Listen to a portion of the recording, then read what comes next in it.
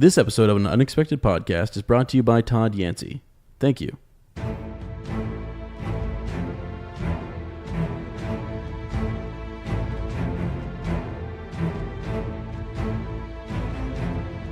Hello, friends, and welcome to An Unexpected Podcast. I'm Ez. And I'm Lane. And we're talking Tolkien. We're coming to you from the Shire of America, the beautiful state of Ohio, in a little village called Amanda. Yeah.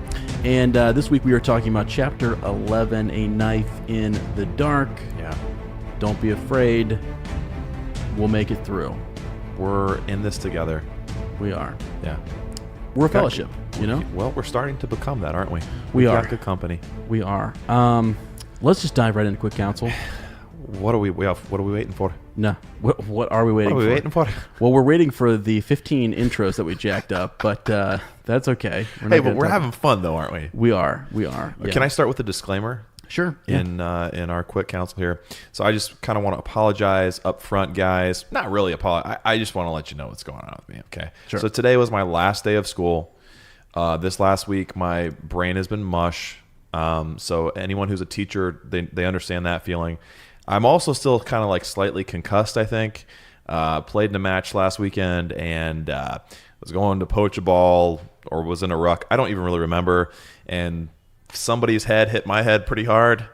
And so I've had some headaches this week.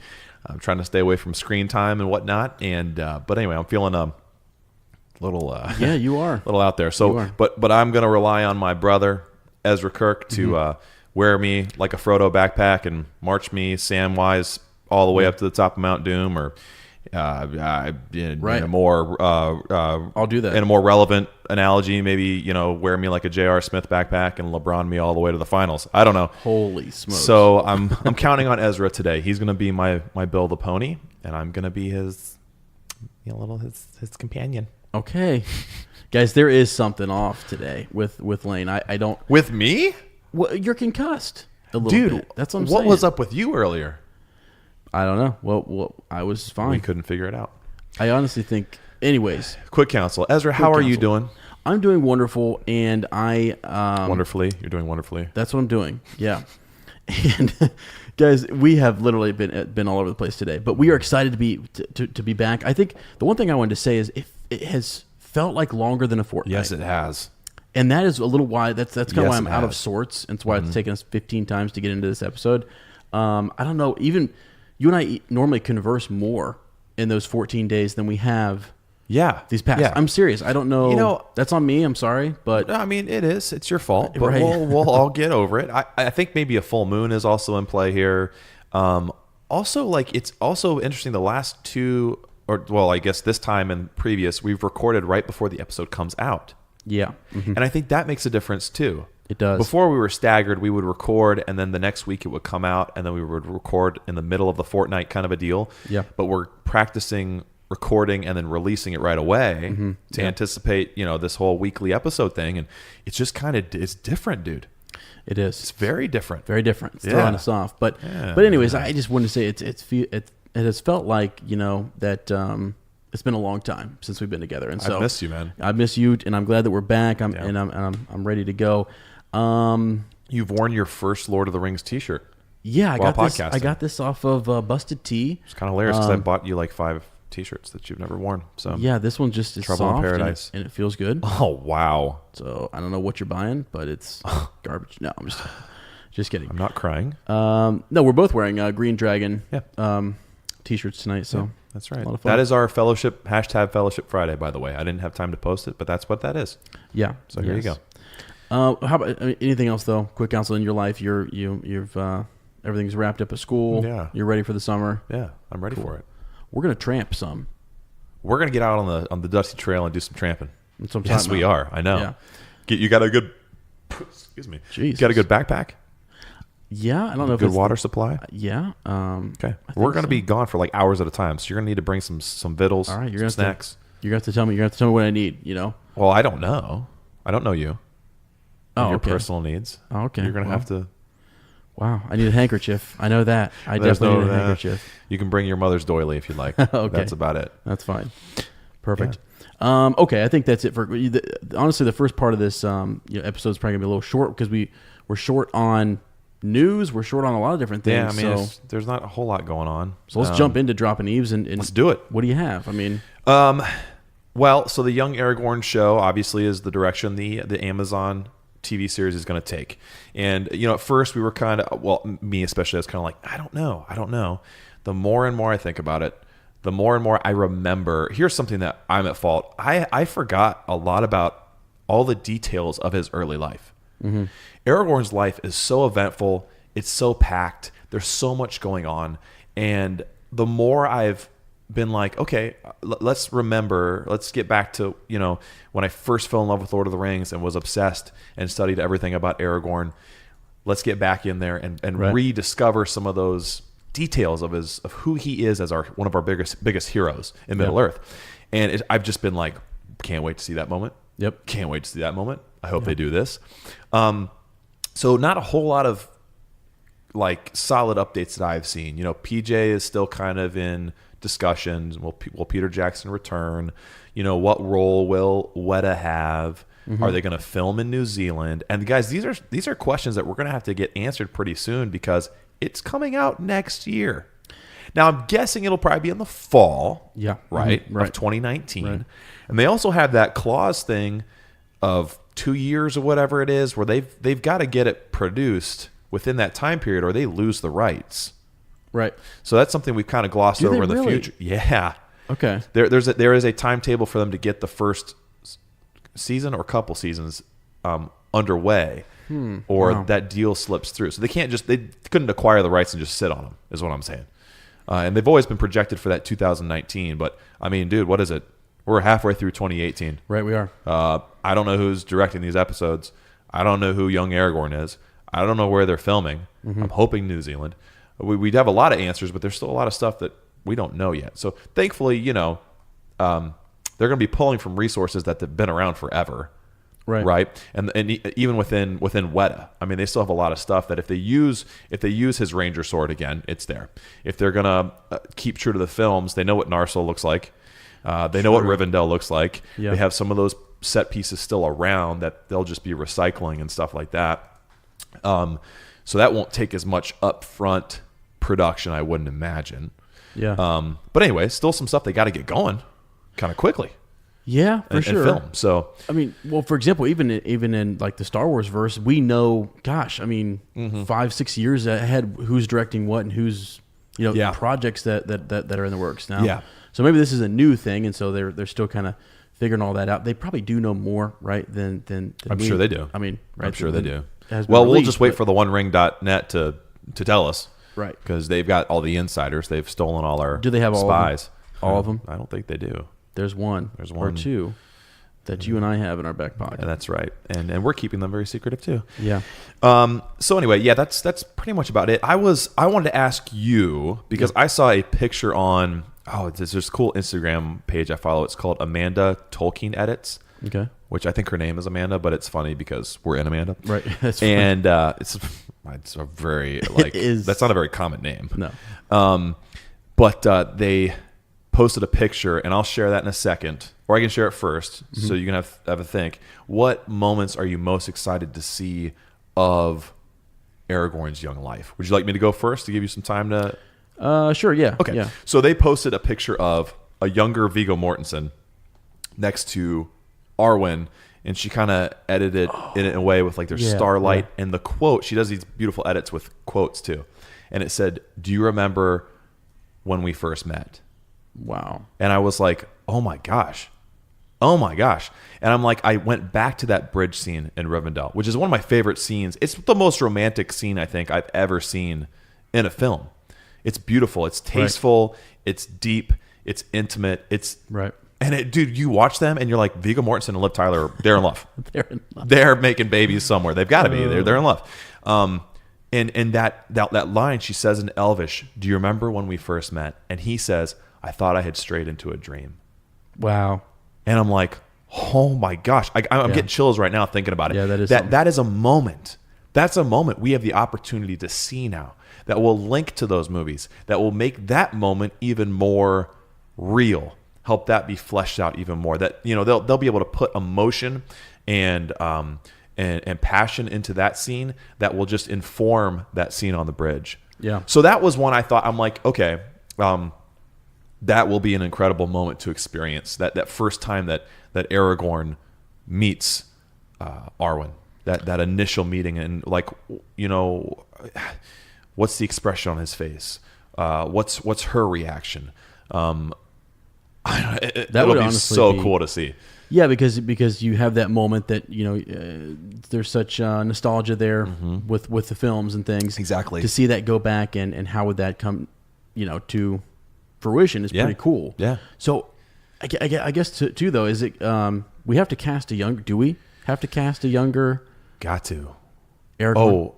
Definitely. Yeah, we got to cast younger Aragorn, right? Right. So okay. He goes like right, damn near 60. Well, I don't know, man, because I thought Harrison Ford could have played young Han Solo. Well, he could have. I don't know. Absolutely. You know what I'm saying? So okay, I mean that's going to be interesting to kind of see. Yeah, those are all the announcements we're still waiting for, right? And stuff. Yeah. So we're on the edge of our seat, literally. Is it confirmed that it's Aragorn, a young? I mean, yes. Is it? Okay. Yes. Okay. I'm pretty sure. That's all. That's all that's on the news anyway. I know. That's all the reports we've gotten. Right. Unless you're thinking that's a big curveball. Is that what you think? Kind of. Do you really? We haven't talked about this. Okay, No. this is interesting. So you think this is a conspiracy that we need to unmask? Maybe, perhaps. Okay. I think people put stuff out there sometimes. There's a lot of news. There's a lot of talk. There's a lot of whatever. I just kind of wondered to myself, like, what if it's all a facade? Or if it's all something else? Okay. So, and the reason, I don't know. Sometimes I think they put feelers out there too, right? Let's see how this feels. How popular it is. You know what I mean? Sure. And is this getting retweeted? Are people talking about it? What's the tone like in the conversation? So I just kind of wondered. They're definitely. It seems to me like from everything I've read and seen people's reactions, they're getting a positive reaction for sure. I mean, they if they are doing a test, they did a good job to pick one of the most beloved characters. So I'm thinking like you would probably love to see the beginning and blossoming of Aragorn and Gandalf's friendship. Is that something you'd be interested in, or no? Because it would include Gandalf, and then who do they cast? Do they bring Ian McKellen back? Kind of. How do they handle that? I actually would like to see that, but because I feel like there's a lot too about his early life that I don't know, and I think one thing that would have been neat to me is to see, like how young are we talking? Because when I first heard young Aragorn, I kind of thought, okay, are we talking like shows up at, with Elrond? He's fostered there at, that would be kind of neat. Or is it something where we see him? What's the king? He's fighting along a king. Yeah, Thingol or something like that. Thorongil is his name when he fights with Theoden's father. Yes, there you go. Yep. That would be kind of neat. But I actually would like to see like all three of those things. So I'm kind of wondering like, how far is the series going to go? We've talked before about like maybe multiple actors playing Aragorn, right? Oh, yeah. Throughout his life. Yeah. Okay, I think of this is totally unrelated, but This Is Us. You have like 4 actors playing the same character, and they do such a good job of casting like a progression of one character that you can intercut through different timelines. Sure. You can jump back, you can jump forward, and it's seamless. And you're like, my question is, do you do that all in one season, or do you have a season where you have a young, Aragorn, and then you've got the next season he's like he's been growing up in Rivendell versus. It sounds like they're going to do something different every season, is what we've heard, right? Okay. It's like this season is going to focus on Aragorn, the next one's going to be something different. Oh, see, that's what. So really, and I think it could be so interesting to. Wow. I don't know, man. The way these storytellers can weave threads throughout a character's life, you could do that with Aragorn. You could jump all over the place. Sure. I don't know. It would be a cool thing to see them focus in on a different point of view. Yes. And then we've already seen his point of view. We've seen something else established to season 1, but he could be a character that comes in and out. Yeah. Adding more whatever validity or just continuity to the next season. Right. Yeah. Season 2 is going to be about Gollum. So I'm joking. Wow. Gollum's trip to the dentist. Great. That'd be great. He's going to be like an Elmo type figure. So anyway, that's some cool stuff to talk about. We're excited about it. Anyone who's listening, let us know. Hit up the group. We want to know your thoughts. Yeah. Hit up the group and let us know what you think it might be about. And, yeah. And even if we don't read it on here, it's something to we can discuss on the Facebook. Yeah. So, on the books of face. That's right. There's no more new news on the Tolkien biopic. We're just really, I'm kind of getting tired waiting, but I'm ready for it. Let's do it. Let's get it out here. Okay. Yeah. We're still going on that date, right? Oh, absolutely. Okay, cool. We need to know, guys. I guess we should start the conversation. Where do you want us to eat before? We're both trying to eat a little cleaner, healthier. Yeah. So maybe watch the suggestions will be like McDonald's at 3 a.m. or something. But let us know where you'd like us to go eat before, and we can live Facebook, all that stuff. We know it's very interesting to everyone, and take you along on the journey with us. Yes. So yeah, we'll keep one eye on that project, and we'll update you with progress as it comes in. So in other corners of Middle Earth, we filmed a pop socket giveaway, our third pop socket giveaway. We know it's been a couple months, but we finally got it. That means we've had 10, 20, 30 iTunes reviews, and we appreciate all those. It's very helpful for us. It's cool to hear what you think, and it's just a beautiful outpouring of positivity. We love you guys. So we actually have more. I think we have close to being able to do a fourth one. Yeah, I think we do. So we'll do that quickly. Yeah, this summer we'll come up with. We're trying to do something different every time. Yeah. So the first time Ez was doing he was the wizard with his machine and did the randomizer. Yep. The second time, Arwen, the Snuggly, right, which you remember, she chose the treat very carefully. That was linked to iTunes review. Yep. And then we just did one which was really cool and was also very different, involving a map and a ring. So and speaking of that map, I almost just I would like people who are listening, hop on that group. Let me know where you're at in Middle Earth right now. Like what? I know where we are in the series, but where's your headspace at right now? Okay, I like that. Where are you hailing from? I like that. I just kind of think the reason this got me thinking. Do you remember the other day somebody shared in the group Ephraim, that map? Created, wasn't it? That's something else. No, that map was cool, right? But then also the map where it showed the distance between. It was like over the United States. Yeah. And it showed the distance and somebody said Florida was Mordor. Yeah, makes a a lot kind of fitting sense. actually. Yeah, it's hot and it's crazy. Right. So, but it kind of made me think. You and I could see we were over in Mirkwood. We could kind of see where we were at. So it's got me thinking where's everybody? I know where everybody is, but idea of where are you from? Where you feel like you belong? Yeah. Type of thing. Even like a season in your life. Yeah. Right. What mood are you in? Yeah. So maybe somebody can start a poll or a thread or something, and we can kind of have that discussion. I was just thinking it would be kind of cool. I'm weird like that. I'm into that kind of fantasizing that you're in a certain part of the. Why else do we read these books, man? No, that's right. That's absolutely right. That's what Ephraim made a cool post either in the group or the page. I can't remember. That was you creating your own character within Middle Earth. I know that was really cool. Yep. I really want to think about mine. That's why I haven't posted mine yet. I want to take some time to put some meaning into it. But we already have a few responses. That is really cool. That's going to blow adding up. On to that. That's going to blow up because that's the kind of thing that is going to help. Yeah.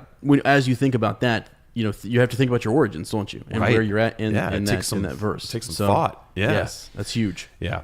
But anyway, that pop socket giveaway, St. Ives of Scotland won. So congratulations, St. Ives of Scotland. Hopefully you can get us your information. We can get that pop socket sent to you. Yeah, shoot us a private message on Facebook or send us an email at anunexpectedpod@gmail.com, and we'll get that sent out to you for sure. And we love your soap. We do. So we also have the poll results. Poll results? What am I, Canadian or something? All right. Let's get into this next poll result, This was kind of a fun one, I thought. Did you delete the percentage? What? No, I didn't. Yes, you did. What are you talking about? Oh, my gosh. What are you talking about? You deleted my percentage, you little pinky. pinky. What's the opposite of 50? So it would just be... I can't do that math, Ez. I'm concussed. Oh, yeah. So the poll result, all right? 43%. Who was the real hero of Chapter 10? Was it Nob or Strider? We had 35 votes, which is one of the lowest ones. People are busy. We understand that. Yep. Nob was 57% and Strider 43%. Right. Which we both agreed. I think we both voted for Nob, didn't we? Yeah, for sure. Mary, we wouldn't have a Mary anymore if it wasn't for Nob. No, he's clutch. I mean, Strider gave us some information. He came through. Think of the ripple effect Nob is having on this entire series. Nob should be in our fellowship. Right. I'd bring him along. There you go. Actually, was he one of the names listed? Remember on the group there was that who would you have in your fellowship? Right. I wonder if he was listed in there. Yeah. So anyways. I don't remember. We'll have to ask Mike. Upshaw if he put him in there. Yeah. We can go take a look after this. There's so much out there, man. I know. There's it's cool. so much stuff. It's like overwhelming. It's awesome. All right. Yeah, that's it. Is that it? We're ready for the reread.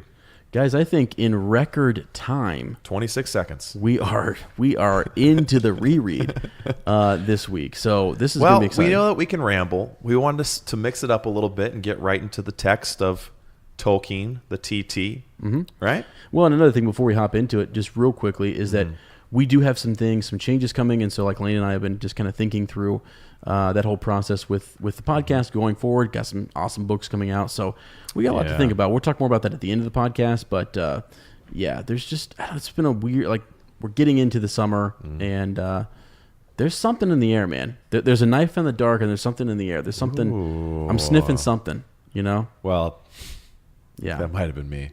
What's that? Sorry.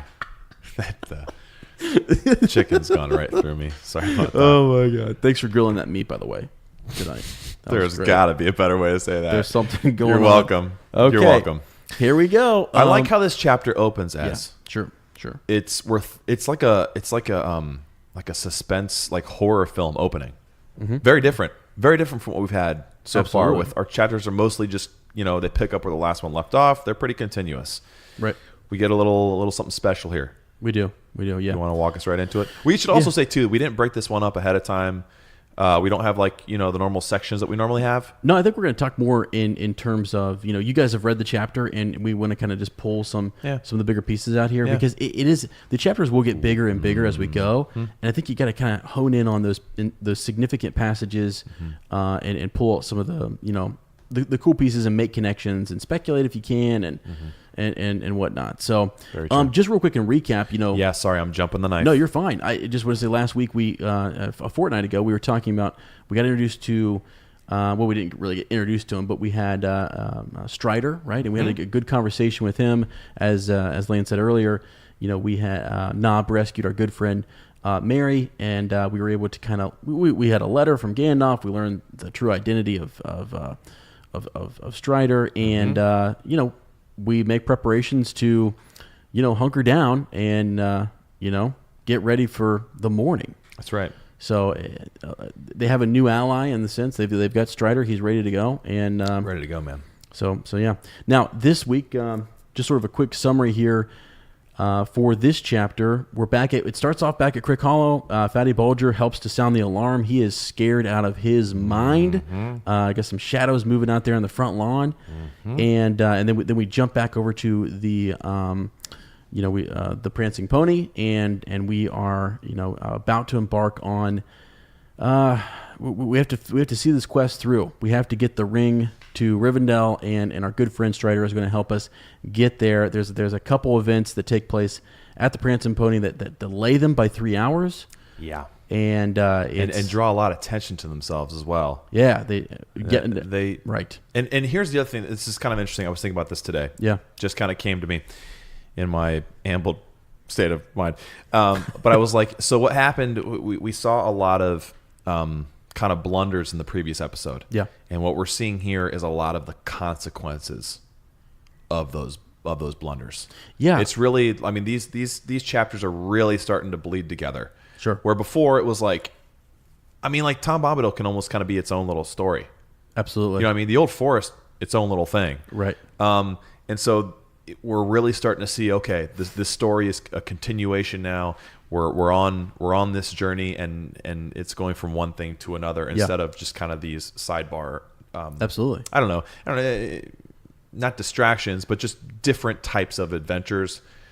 That is exactly right. Yeah. It's almost like too, because you're going to have, we're kind of jumping way ahead here, but you have these safe havens in these first two books here of the Fellowship of the Ring. Got these areas where our hobbits get to, and the story kind of like, okay, we take a breath, right? Yeah. And I think that happened with Tom Bombadil. Yeah. And now we're right back after it. And you're right. So they start to kind of really have the consequences are seen in the next chapter, so on. There's a lot of connections back and forth. So I totally am starting to see that as well. Yeah. So pretty cool. Okay. So as we dive into this chapter here, let's start back at Crick Hollow. Yeah. Who would have thought, right? I know. Yeah. I mean, as you're reading, if you're reading this the first time, right? Like holy crap, we forgot about that. Right. Fatty Bulger, is he with them? Like this is how I read books. I'm like, oh wait, okay, Fatty's and Bree. Like what? No, Lane. Right, Come no. on, keep up. Well, you know, so think about this. Do we know at this point in time how many writers are actually after them? No, not really. Right? No. We don't know how many there technically are. We're in the dark. We're in the dark, right? Okay. Sorry. But I think this right here would clue a reader into the fact that when we go back to Crick Hollow, I think we see 3 writers. Is that right? I could be wrong about that, but we'll get there in a second. Yeah. But definitely you see some the writer's presence there, and you're realizing, well, they were just seen here. You start to kind of wonder, like, well, they're all over. How could they be clear back there and they're over? Right. They were just seen here in Bree. Right. And then later in this chapter, they're pursued very quickly. How fast can they move? Yeah. You know, where are they? How many are there? Are they teleporting? Right. There's just a lot of crazy. It starts to make you really think, like, oh my god, like. So we know the story, but I sometimes like to think back to, you know, and I can't wait till my niece is old enough to where I can kind of share these stories the first time. Oh my gosh, you're right. Because that's just so like, and the questions that you know, people who read it the first time ask, it's just like, oh my gosh, it's such a great question. Yeah, it's reliving it for the first time. Yeah, and it makes you kind of, you know, see it. So, yep, absolutely. So anyways, we're you know, Fatty is freaking out. He opened the door cautiously and peered out, feeling of fear. A feeling of fear had been growing on him all day. Yeah. Now, I'm just, you know, guys, I freaking love this story. Because I know, it's beautiful. A feeling. Yeah. He has this feeling that's been growing on him all day long. Okay. Later on, they talk about, you know, at the end of this chapter, we are going to kind of jump around today because Lane's concussed. I think it feels that's the theme. Rattling around in there. So let me do it because it's a longer chapter to make these tie-ins. At the end, we start to kind of ask, you know, at Weathertop and things, how can they see? Can they see? The question is asked, do they sense us? Do they smell us, etc.? Right. Yada yada yada. And it's a feeling, and you get that from Fatty right out the gate here. So just the attention to detail there. He ties everything together. It's amazing. He's a master. But it's not. It's so subtle too. Yeah. It's in ways that he plants seeds in your head, and then he waters them and they grow. Yeah. Right. So, crazy. So anyways, I thought that was interesting that he hasn't even seen anything, right? But a feeling of fear had been growing on him all day. Yeah. He's unable to go to rest, to take a rest or to go to bed. And that's a terrifying thing too. I mean, why though, Lane? They've been gone for how many days? Right. And so it's just this almost inexplicable feeling. Have you ever had that before? Like those feelings where it's like, I don't know why I'm so anxious, but I am. And it grows throughout a day. Now, it's never ended with me, you know, with black riders running around and saying, open in the name of Mordor. Right. But, you know, sometimes it leads to something that is not so good. And you don't know why you had that build up, but you just did. It's like this, I don't know. I thought it was really cool. So did you catch the use of breathless and breathlessly a couple times here? Yeah. Which is also perfect because that's how that's a perfect description of how he would feel, right? When you have the wind and the breath knocked out of you because you're so scared. It's hard to breathe because you're so perturbed or whatever. So it's used here where there was a brooding threat in the breathless night air. Yeah. And then later on we see the house and the quiet trees seem to be waiting breathlessly. Wow. I mean, just this building tension and suspense. Yeah. Right? Yeah. Breathless. Oh, and not in the way you know, we often use breathless in such a good way. Yeah. Like, oh, you left me breathless, Ezra, last night with that. Yeah, the connotation is a little bit it's flipped on its head a little bit. Yeah. So breathless as in not in a good way, like you can't breathe, you can't get your breath. Yeah. You're freaking out. Right. Now, okay, so the night deepens. And as you're saying, he's setting this scene here, and I go back to it's as good, if not better than a movie. The way he's laying that out there. If you really pay attention to the words and you really get engrossed in it, it's like, wow, I can see it. As soon as you said that, I hadn't actually caught that the breathless, air and stuff. It does paint a picture, and you have a feeling. I can actually feel that. I understand what that means. So now, dude, his imagery here is amazing. Oh, it's unreal. We could it's unparalleled. that we need to we get bogged down in it sometimes. I know, but it's just no one appreciates it. No one appreciates. I mean, we do. Obviously, in our book club, we all appreciate it. Yeah, absolutely. But I think a lot of people, they get into Tolkien, and the ones who don't continue to read him is they're like, oh my gosh, he's taking forever to describe stuff. But it's not really. I mean, like, and the three figures entered like shades of night creeping across the ground. Mm-hmm. Yeah. You can just totally see that. Yep. And there they stood, as still as the shadows of stones, while night went slowly on. The house and the quiet trees seemed to be waiting breathlessly. Then, bringing up a cock crowing far away. Well, that was the morning thing. is almost there, but the coldest hour of the day is right before the sun comes up. Yeah. It's like it's almost like the witching hour kind of thing. Mm-hmm. Like a moment and an hour of pure evil that this thing is about to go down. Yeah, for sure. Okay, and so the night... No, you're fine. The night deepened, right? So as he's had this feeling all day long, night's deepening, as you say, and then that was the point I was getting to. The dawn is coming, right? Yeah. But yet they're about to strike, and they do end up coming in, open in the name of Mordor. Right. And I just how long is that tension building, and what was Fatty going through? You know what I mean? He can't sleep at night. Something's going on. He's peeking outside. He feels something. I thought ominous. you were just going to say he peed himself. He might have. He probably did. I did read did. it, obviously. He probably did. No, yeah, you're right. Just kind of, and the way it's described. Whoa, dude! The way it's described too. Yeah, concussed. It's just. I mean, it's speaking of shadows. It's in the darkness. He would be. You're right. He would be peeking, peering, trying to figure out what is this, and then it comes head on. Yeah, open in the name of Mordor. And you can actually see throughout this entire chapter, especially at the end of this chapter 2, how difficult they are to see. And how, and I think that's what's interesting is that they themselves cannot see in a world of light, and they are difficult to see. Yeah. So I don't know. Very interesting. Okay, so. A second blow on the door yielded and it fell back. The timbers burst and the lock broken.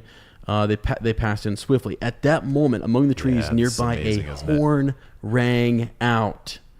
Wow. The hobbits in Crick Hollow are badasses. Dude, this is so cool. They're badasses. How cool would this have been in a movie? This is actually... And you could have done it. Oh, I know.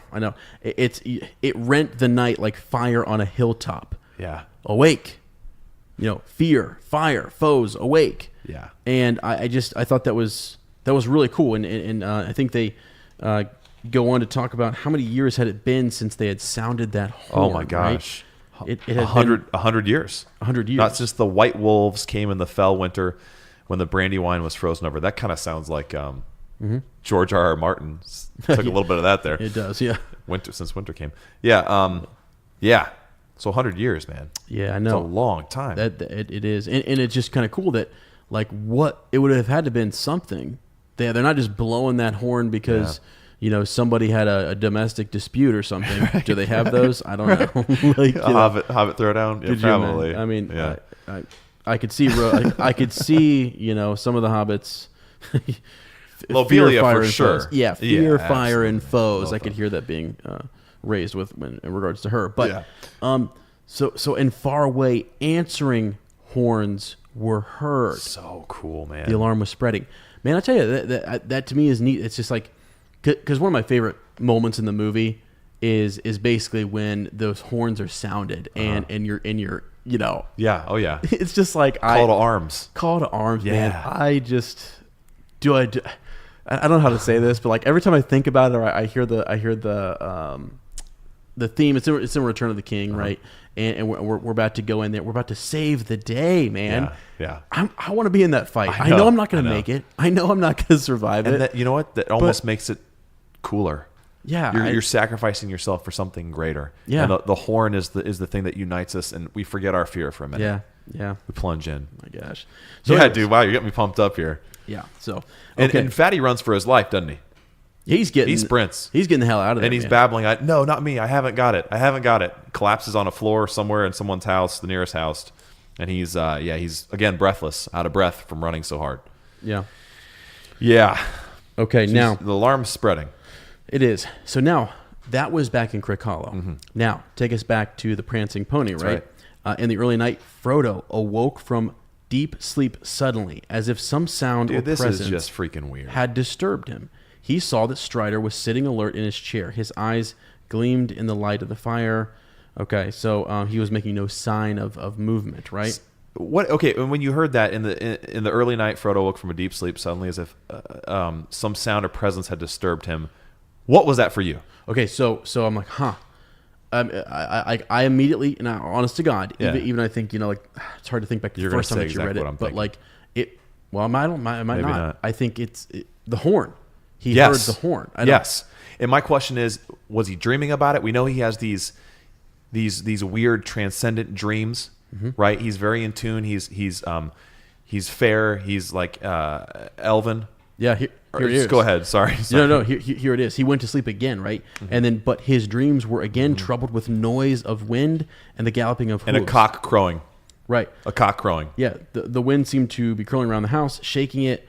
And far off, he heard a horn blowing wildly. Man. He opened his eyes, and then that's when, he wakes, right? So, my question to you is, he is seeing clearly, right? Yeah. He is seeing in his dream what is happening back in the Shire. How? You're going to say how. So my thought was, is it a heightened awareness because of his possession of the ring? Okay. Does it have something to do with his clear connection to the elves and the higher ways, the higher beings? Yeah. Those are my only two thoughts. What do you have? You got something? Because the elves do have those sort of like prophetic visions and dreams and stuff. They're in tune with a higher frequency, aren't they? Yes, they are. Yeah. Things come to them. They're led to certain things. Yeah. That's how prophecies are created, right? Yeah, right. And we know there are prophecies. Yeah. In this, in this story. Gosh. And so I'm just thinking, I would love to dig a little bit more into a deep, long Frodo like ancestry. What is in his blood? What is it, or is it just him? Is it him being named Elfrin? What is it that's working? Like you said, the ring, right? And that and that ring being in his possession, that other power working. Whoever the ring bearer may be, that's a special.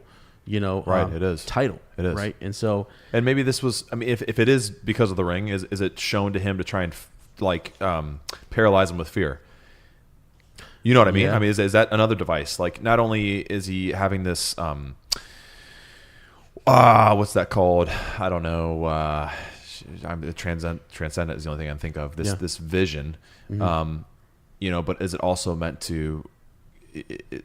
Stir fear within him. Yeah, for sure. And have him react hastily. Or, I don't know. I mean, who knows the intentions of it could be the ring, if it is because of that. Yeah, it's not the only time that it's going to happen. It's going to happen again. And it has happened in the past. Yes.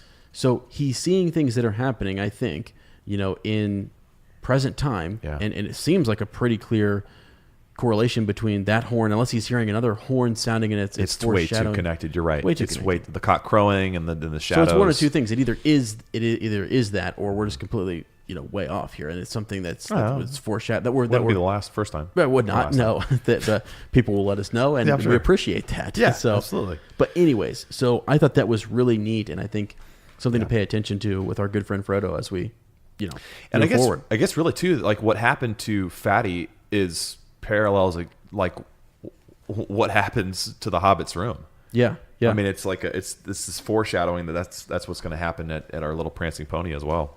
So right. All right. Wow. Okay, so it's time to get up. Let's wake up. It's time to get up, and we spend We're gonna grab a pony, right? We're gonna grab some horses, some ponies. We got to. We have to get right. We have to get off, and we have to get going. We're gonna get an early start. We said that. Not happening. It's not happening, man. Nope. Now, one thing that was, you talked about that breathless night. Yes. So let's see here. Strider had hardly closed his eyes all night, so he said, but he had never heard a sound. Yeah. Never has such a thing happened in my time, he cried, raising his hands in horror. Guests unable to sleep in their beds, the good bolstered, ruined, and all. What are we coming to? So I guess the part that I was trying to hone in on there was the fact that he had never heard a sound. Isn't that interesting? Right. And he's a ranger. He's highly attuned to. Yeah. Yeah. His hearing is like extra. I don't know. Gosh, dude. Right. The words are escaping me. Yeah. Right. It's very interesting. I think it's kind of cool. So okay. But Butterbur has basically, he's pissed. They've lost everybody's horses, all of their ponies. Yeah. It's gone. They've vanished in the night. The stable doors had been opened in the night, and they were gone. Not only Mary's ponies, but every horse and beast in the place. Yep. Now that's crushing news. That's massive. Right. I mean, and I guess, again, reading through the first time, you think, well, they're going to use that. The ponies are going to help them travel quicker, faster. And Sure. Strider sets them straight that's not necessarily true. They weren't going to outrun black riders on ponies. Right. You know what I mean? So stealth is going to be their friend. And right? mostly, secrecy. Yeah, and mostly those ponies were to help carry their packs, right? Exactly. And to make them feel lighter and aid them in that way. Yeah. Yeah. So they're, I mean, that's a crushing blow right away. Right. And they're asking, Butterbur is super upset. I think he takes it real personal, doesn't he? This is his place, and he. Oh yeah. This doesn't happen, under his watch, and so he wants to kind of make amends. They're asking around, is there anything we can do? Anybody we can hit up in the town, and they're looking for just a couple ponies. And he also told Frodo, he'd help him any way he could. And we can't forget that too. He felt he came to Frodo, and he didn't have to open up like you did. He was like, you know what, I made a huge mistake. Supposed to give you this letter months ago.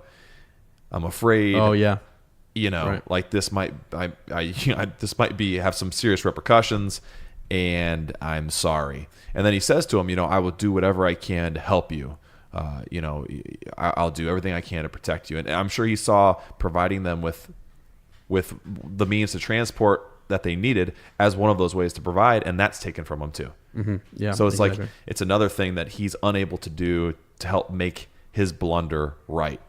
Yeah. And so that's another way that he would feel terrible too. Is like, well, I can't even help. I've totally been messed up this entire time. Right. But he keeps working. He keeps wanting to help because he sends out Bob, right? He sends out Bob around just to sort of see if there's any ponies that can be had. Something I thought was interesting here. Strider, says that you should probably do that. I'm afraid we shall have to try to get one pony at least. But so ends all hope of starting early and slipping away quietly. This next line. Yeah. We might as well have blown a horn to announce our departure. Ironic. Yeah. So ironic. I know. It's great. It's just good writing. And so, Mary says, but there is one crumb of comfort, right? And more than a crumb. Let's get some breakfast. Let's get some breakfast, fellas. More time to sit down and have a solid, hearty breakfast. God, okay. Dude. So... Doesn't take much, huh? You're right, yeah. But they're delayed. Yep. They're delayed, so they have a good breakfast. Yep. Okay. Yeah. Now, I think this whole piece about them leaving Bree and how they acquire this pony, who they acquire it from, is kind of interesting. Yeah, it is. And I guess when I envision it too, the party in which the numerous people who leave and watch them leave is something I never really caught before until this read. But there's a reason they take the main road out of Bree. Right. So right. We'll and it's so different from the movieism too. Yeah. It's so different. I mean, it's for sure. Completely 100%. Yeah. We get more of these details. We get this, insight to this character, Bill Fernie, right? Yeah. And he was someone who was in the common room, right? Yep. He had his friend there, right? His air quote friend, the one stranger that they squint-eyed stranger, right? That they can't find, right? Frodo sees him at the end, right? Frodo Yep. sees him in a window chilling out, Yep. but no one can find him, and it seems like he was relatively close to Bill Fernie's place, doesn't it? Right. Oh yeah. As they're leaving town. Yep. So I thought that was interesting, but very interesting. They acquire this pony. From Bill. Yeah. And they think there's some trick to it, which is pretty cool because a little plug for Katie Serva and the beautiful Bill the Pony. Oh my gosh, yeah. Stickers. which I've got in my book at the very beginning. So that's pretty cool to see Those Bill. are awesome. Yeah, her You're imagining of Bill. You're getting the fox soon, The right? fox. I'm ordering the fox tonight. Okay, good. Because All right, cool. I was blown away by that. Yeah, that's right. So we're getting Bill. There's some hope in Bill. I feel so bad for Bill. Mm-hmm. I mean, it's just like, well, he's so mistreated. You think so? Bill Bill the pony. Oh, okay. I'm sorry. Sorry, not Bill Fernie. No, gotcha. Bill Fernie's a jagoff. I was gonna say, where are you going? No, I don't feel bad for him at all. Because Fernie charges him triple for this pony. It's not healthy. This poor thing. Well, he's been mistreated and neglected, and Now here's an interesting nugget, though. We don't often talk about money. That's true. In this series. That's true. We don't. And this is one of the few times where you get something. 12 silver pennies was indeed at least 3 times the pony's value. It proved to be. So, anyways, I thought that was we don't mention what is the coinage. You know what I mean, type of thing. It's not mentioned a whole lot, but I thought that was kind of cool to point out. I do like that he put in here too. It proved to be a bony, underfed, and dispirited animal, but it did not look like dying just yet. Right. It's got an adventure left in it. Right. Yep. Yeah. So let's see. They've got their pony, and as you said, they need that pony to pack up some food and to get out of there. Let's see. Oh, Butterbur, as they're kind of leaving, is just talking about this horse thief, right? And wanting to bring him back and things. Make sure he pays for all the damages. Now, something interesting. I'm not sure exactly where it's at here because I'm kind of lost in the book. I'm kind of concussed like Lane, but there's the piece where we actually get some of that third person omniscient view of like Butterbur they find all of those horses. Remember that part? They find the horses kind of wandering around the different regions and the corners and the fields of Bree. So he actually is able to make everybody gets their horse back. He's not out a whole lot of money because I think he helps pay for, the pony. Yeah, Bill. Yeah, he fronts it. Yep, he fronts that money and helps him off. And so the hobbits are even feeling kind of bad in that sense. Like, this sucks. This guy's losing some of his money, but you know what though? It kind of evens out. Yeah, it kind of does. Right. But in the end, he actually comes out ahead. What this says. Yes, that's right. That's right. Yep. It was interesting that he took the time to explain that. Isn't that cool? Yeah, it did. Yeah. Exactly. It's like he cared and like he wanted to make sure that hey, everything ended up being okay. And things went back to normal, and things worked out. Now, can I tell you, this seems totally ridiculous, and you're going to think I'm crazy for this, but... Yes. I'm the crazy one. You are. I know. I'm kind of taking your... we're reversing roles right now. Ooh. Can I wear your glasses? No, I won't be able to see a damn thing. You're talking. It's okay. Okay, here. Break that rubber band. Fine. Okay. I have Ezra's glasses on top of my contact eyes. Oh boy, this is bad. You want to take a picture? You look good. You look really good. I can't find my phone, so how am I gonna take a picture of you? Just focus. When I can't. If it looks blurry, it's right. Okay, I think. Hold on, stay right there. And picture taken. I don't know if it was in focus. Wow. Looked like it was in focus. All right, there you go. Eyes. Anyways, role reversal there. Sorry about that. Yeah. What was I gonna say? You were talking about. Oh yeah, okay. I was about to go on my crazy, tangent here. Yeah. So, why did he stop back in there and explain what's happening? That things were all reconciled. That Butterbur, gets his money back and things like that. Is it that the ring, wherever it goes, causes chaos, or that it causes that there's evil associated with it, right? And things go bad. I'm just say this again. Say it again. So what they focus. There's this tidbit where we go back and Tolkien is intentional in saying that Butterbur came out ahead. Recouped his loss. Yes. Yeah, exactly. Yes. And so, I see what you're saying. Why tell us all of that? Is it? And that's I'm probably reading way too much into it. No, I think that's. But I just think it's sort of like even if it's not the ring directly, it causes people to do things that are disruptive and chaotic. Right. Right. It's let all the horses out and drive them away. Yeah. Exactly. Yeah. So I agree. That I don't know. It's a great insight. I kind of wondered, because then it was like if you have these two good and evil, these forces working against one another, right? Then that force that's still very dominant, the good force, right? This good presence. The elves are still there in the west, and there's still this protection kind of going on there in the land of the Shire and its surrounding areas. The ring itself, right directly around it, is some trouble. it's causing trouble. It's this path of just destruction. It's like the two forces working right. against And then each once other. it leaves and goes out, he makes a reference that, hey, things are reconciled. Things are fine again. I just think that's interesting. Yeah, it's very interesting. I don't know if anybody else. Well, it is kind of that, you're right. It is kind of weird how it doesn't really fit in, like it's unnecessary. Really, that he explains that to us. Really, except for what the point you're making right there. Yeah. Well, because I was wondering, why does he make the point? Yeah, like you're saying. Right, and because he could leave that out, and I don't think we honestly wouldn't be going, man. Does Butterbird get his ponies back? We got bigger fish to fry.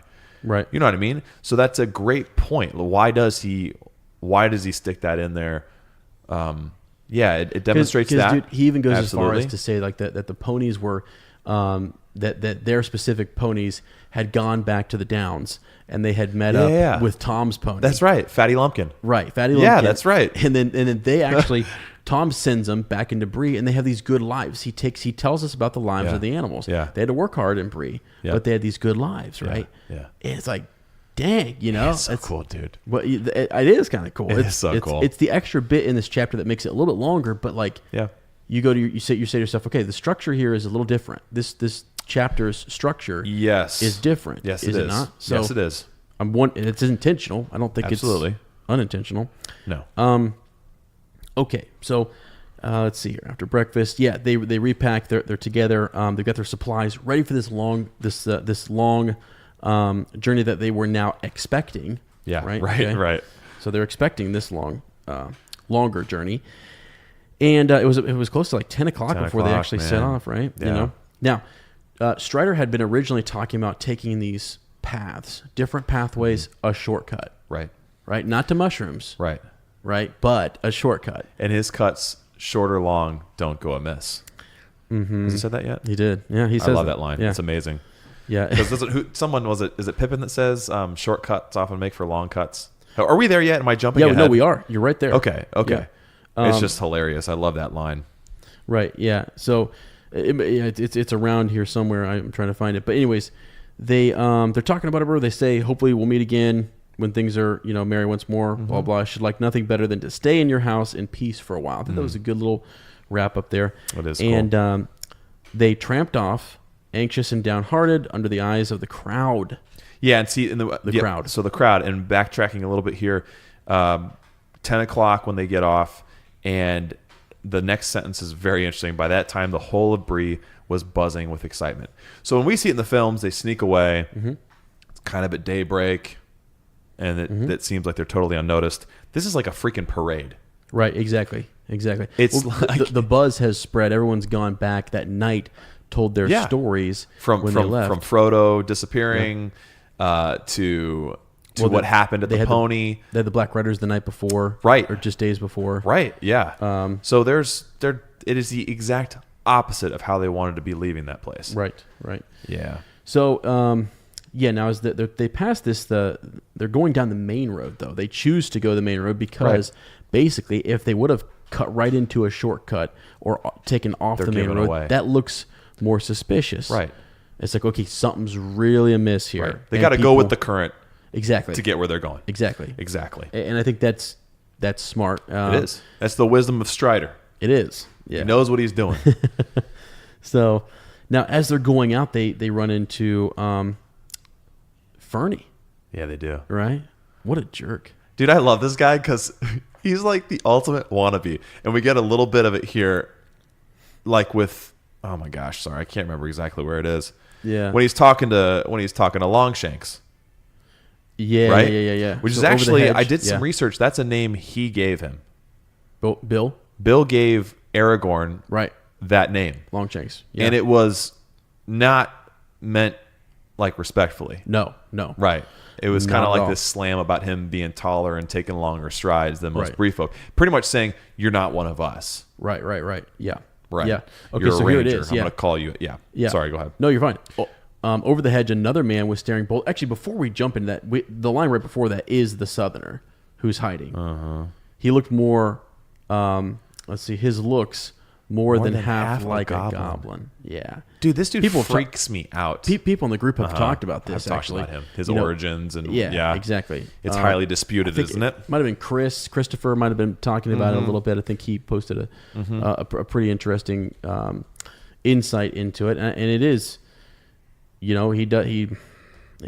is an agent of evil, It really seems like that. And we got to be wondering where from. We know now the Black Riders are from Mordor, right? Mm-hmm. Obviously. Where is this guy from? And they just say southerner. Right. Could that be southeast, straight south? That's the only way you really can go. We have southern listeners. I mean, you know, there are people in our book club that are southerners. That's kind of racist, really. Yeah. Is it? Yeah. It's regional racism. Sorry. The squint-eyed southerner. Oh, man. You should see pictures of him. Yeah. Yeah. There's some artist renditions of him. Freaking scary, dude. Yeah. I believe it. Well, there's a good deal of information on him, my friend. Oh, yeah? Good. Well, you kind of look that over. I'm going to talk about our good friend Bill Fernie. We can kind of come back to these two characters because they're kind of paired together a little bit here. Yeah, they are.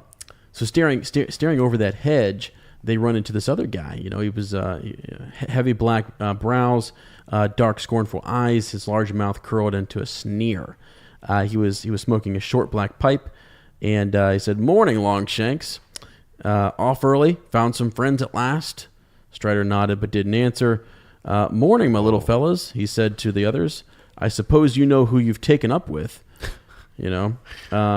And so he's just kind of getting on a little right. He's a butthead. He is. He wishes he was Strider. He does. Really. Actually, they talk about how their skills, he's a wannabe, equate, right?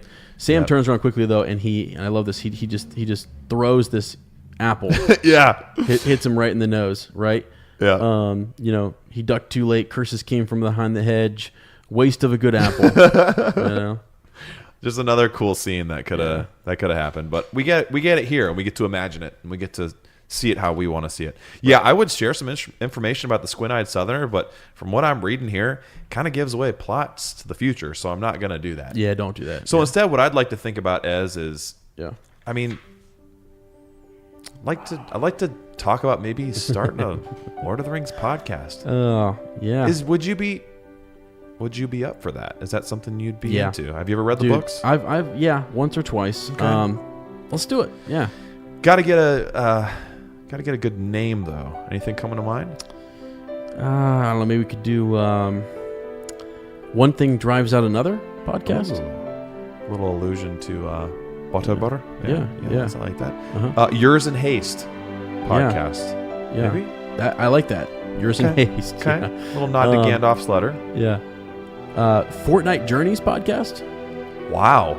That's kind of what we do. That is what we do, actually. That would look good on a t-shirt. Great. It would. Witch King Plays podcast.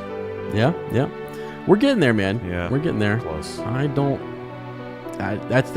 one of those. One of these days? Dreams will start it sometime. Someday. Yeah. Someday. All right. So anyways, let's get past, let's get out of Bree. Let's get out onto this, out into the rough, right? A little bit, right? So they head out, right?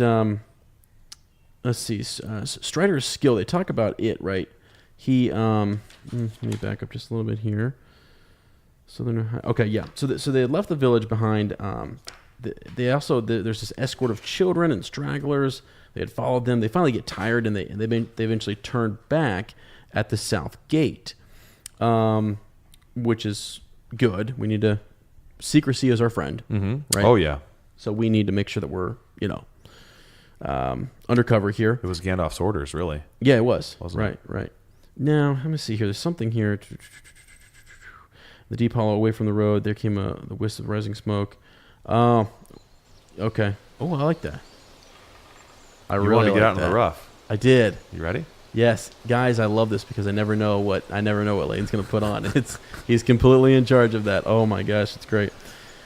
So let's see. After the road had run down some way, left the breeze. So basically, this is kind of just talking about the shortcut. This is where you were getting into the piece about the shortcut. Oh, right? I jumped the gun. No, it's perfect. Yeah, it's fine. Okay. Not a shortcut, I hope, said Pippin. Our last shortcut through the woods nearly ended in a disaster. Right? He's like, but you got me with you. My cuts, short or long, don't go wrong. You know? That'd be a good name for a podcast. I think it'd be a great name, my gosh. actually. I don't know why you didn't have that name. So, took a look up the road. No one was in sight. Right. Yep. Quickly down into the wooded valley. So that's a good thing. You're right. They got out of town, and people kind of knew that they were on the road. And so maybe that helped because those rumors would have grown. Hey, they're taking the road. Then they get out to where no one's watching them, and they get off the road. Right. So that way they're not where people are saying they're going to be. Yeah. So let's see. Almost kind of like a Trojan horse in a way. Mm-hmm. Reverse Trojan horse? Is that a thing? Perhaps. I don't know. Yeah. Roman horse? Now, let's see. This is the part where they start talking about they're trying to avoid the Midge water marshes. Yeah. But, of course, they would have had to pass through the marshes themselves. The Strider's description of them were not very encouraging. Yeah. Not a friendly place for hobbits. No. Ends up, the sun was... Actually, this is the little bit of comfort that they have here. The one day where the sun is shining, it's clear, but it's not too hot, right? Right. That's quickly going to pass, and we're going to get into some times where, there's bugs, there's, gnats, there's whatever going on. They're completely hassled. It's too hot. It's too, whatever. Yep. Now, there's a bit here about Bill Ferny. Again, just kind of to tie him up here. Let's see. He was taking a wandering course with many turns and doublings to put off any pursuit. Right. Bill Ferny will have watched where we left the road, for certain, he said, though I don't think he will follow us himself. He knows the land around here well enough, but he knows not... but he knows he is not a match for me in a wood. Yep. All right. It is what he may tell others that I'm afraid of. I don't suppose they are far away. All right. So, and he's hoping that they think they made for Archit. Right. Exactly. Yeah. Yep. So okay. Now this gets into a bit of. They spent some miserable days, right, in this lonely, unpleasant country. They're definitely not. It kind of goes over the different days. On the third day, out from Bree, they came out of the Chetwood. The land had been falling steadily ever since. The ground's now becoming damp. The places slowly starts to deteriorate. Yeah, doesn't it? it's boggy. There's wide stretches of reeds and rushes filled with hidden birds and let's see. They're trying to stay dry-footed. Mm-hmm. Their passage becomes slower and more dangerous. Right, so these marshes are treacherous, and they're definitely not easy. It's not easy going. He's slowing them down. I can't remember if it's right here or if it's earlier where he is talking about how many days it would take him to get there. Right. To Rivendell. Yep, that's and right. I think he says 12. But he says he estimates over a fortnight. Right. And that's basically kind of with again, great. We're in the marshes now, right? We are. That's right. So it's I think it's going to be shifting quagmires. Okay. Yeah, and that's the other thing too is if someone did happen upon them, they're stuck. They can't get away easy. Right, but it is providing them some cover. It's definitely not. True. It's a path less trodden, right? Yep. No one's going to be wanting to come out there. No one wants to come out and deal with the flies that have been tormenting them, and it was the Knickerbreakers. Yes. Yeah. Oh my gosh, I forgot about those. So, anyways, let's see. Evil relatives of the cricket. Oh, okay. Here we go. We're hearing right now, I think. Exactly. Yeah. Here we go. So as we've laid that scene, right? We understand we're a couple of days out, and the terrain is rough. It's not good. And then, as Frodo lay, tired but unable to close his eyes, it seemed to him that far away there came a light. I love this part.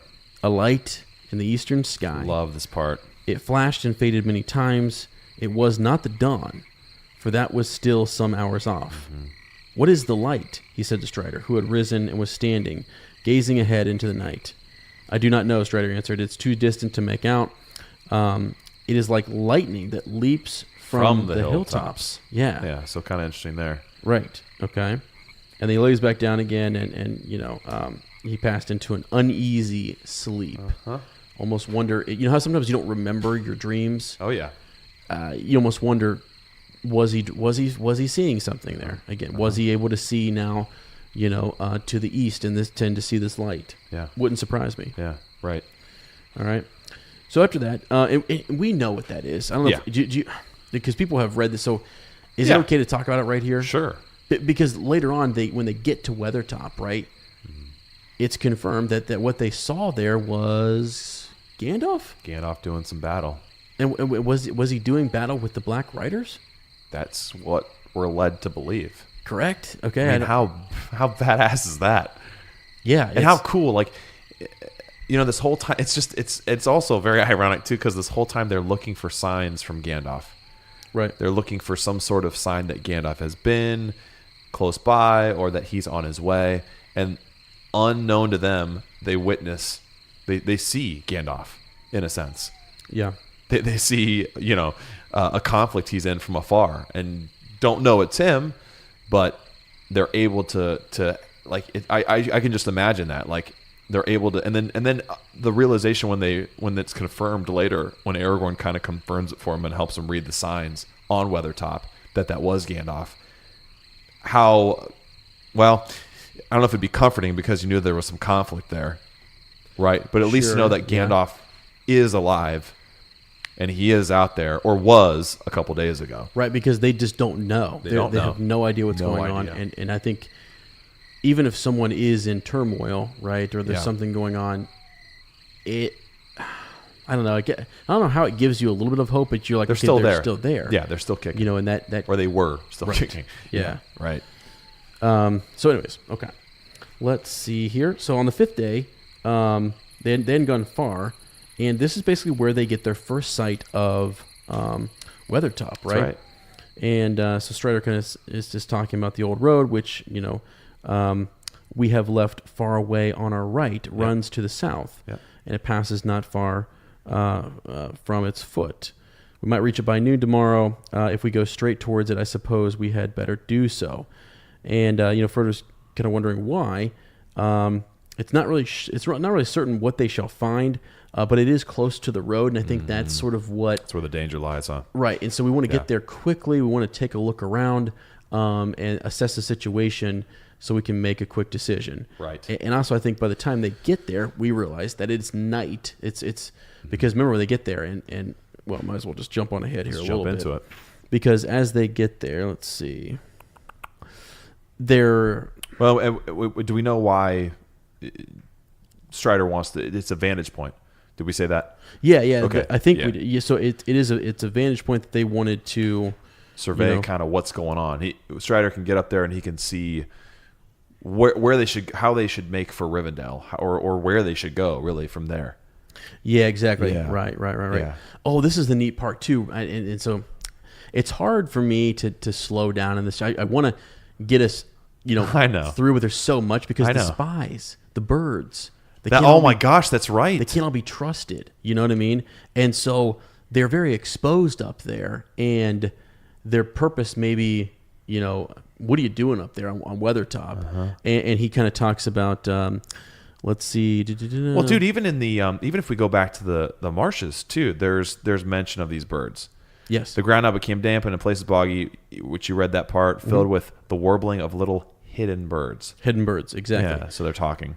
Right. Indeed, there are many birds and beasts in this country that could see us as we stand here from that hilltop. Not all birds are to be trusted, and there are other spies more evil than they are. So again... and again, like something we never thought about in the Shire.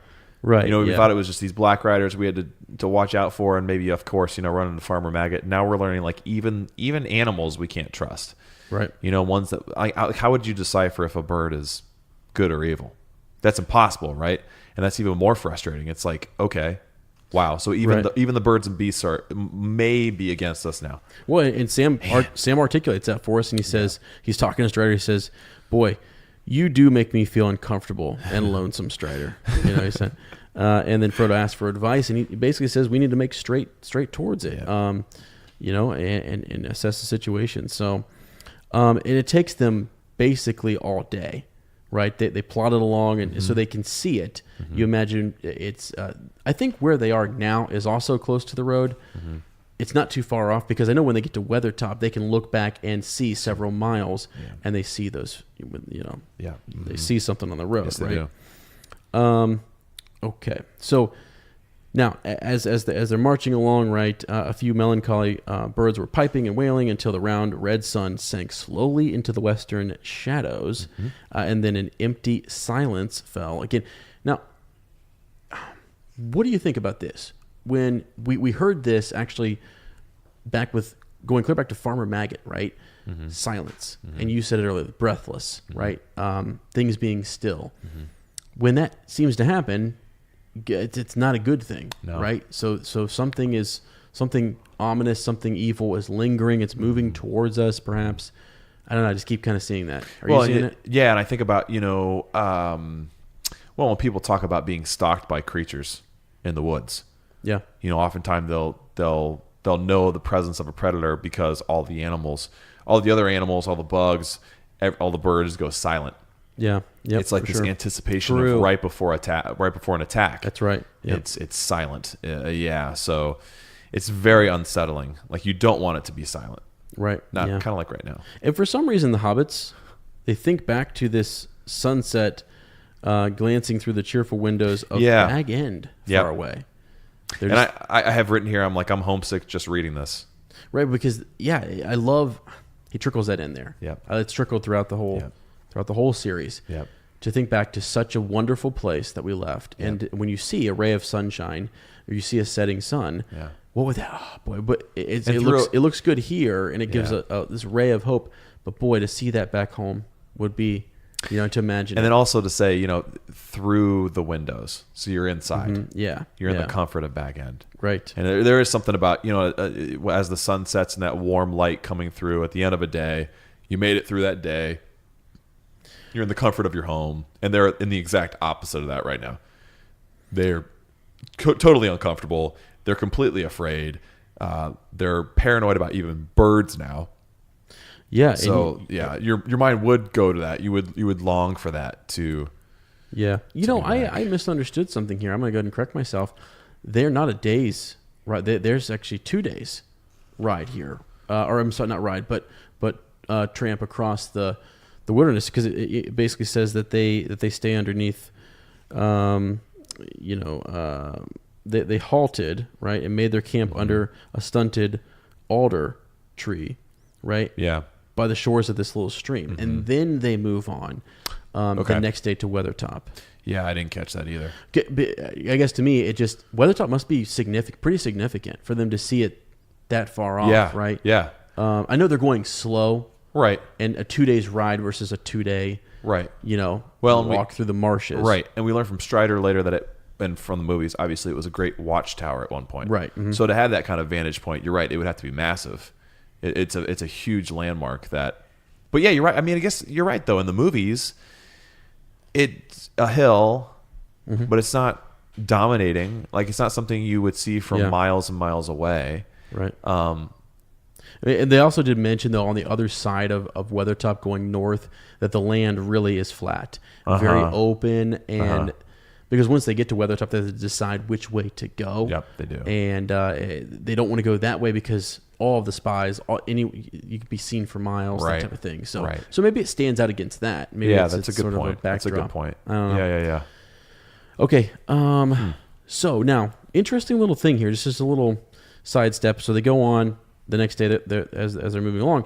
The hobbits are losing weight, right? Their belts are fitting a little tighter, right? Which is odd, considering that there is actually a good deal less of me. I'm hoping the thinning process, because actually Pippin declared that Frodo was looking twice the hobbit that he had been. Yeah.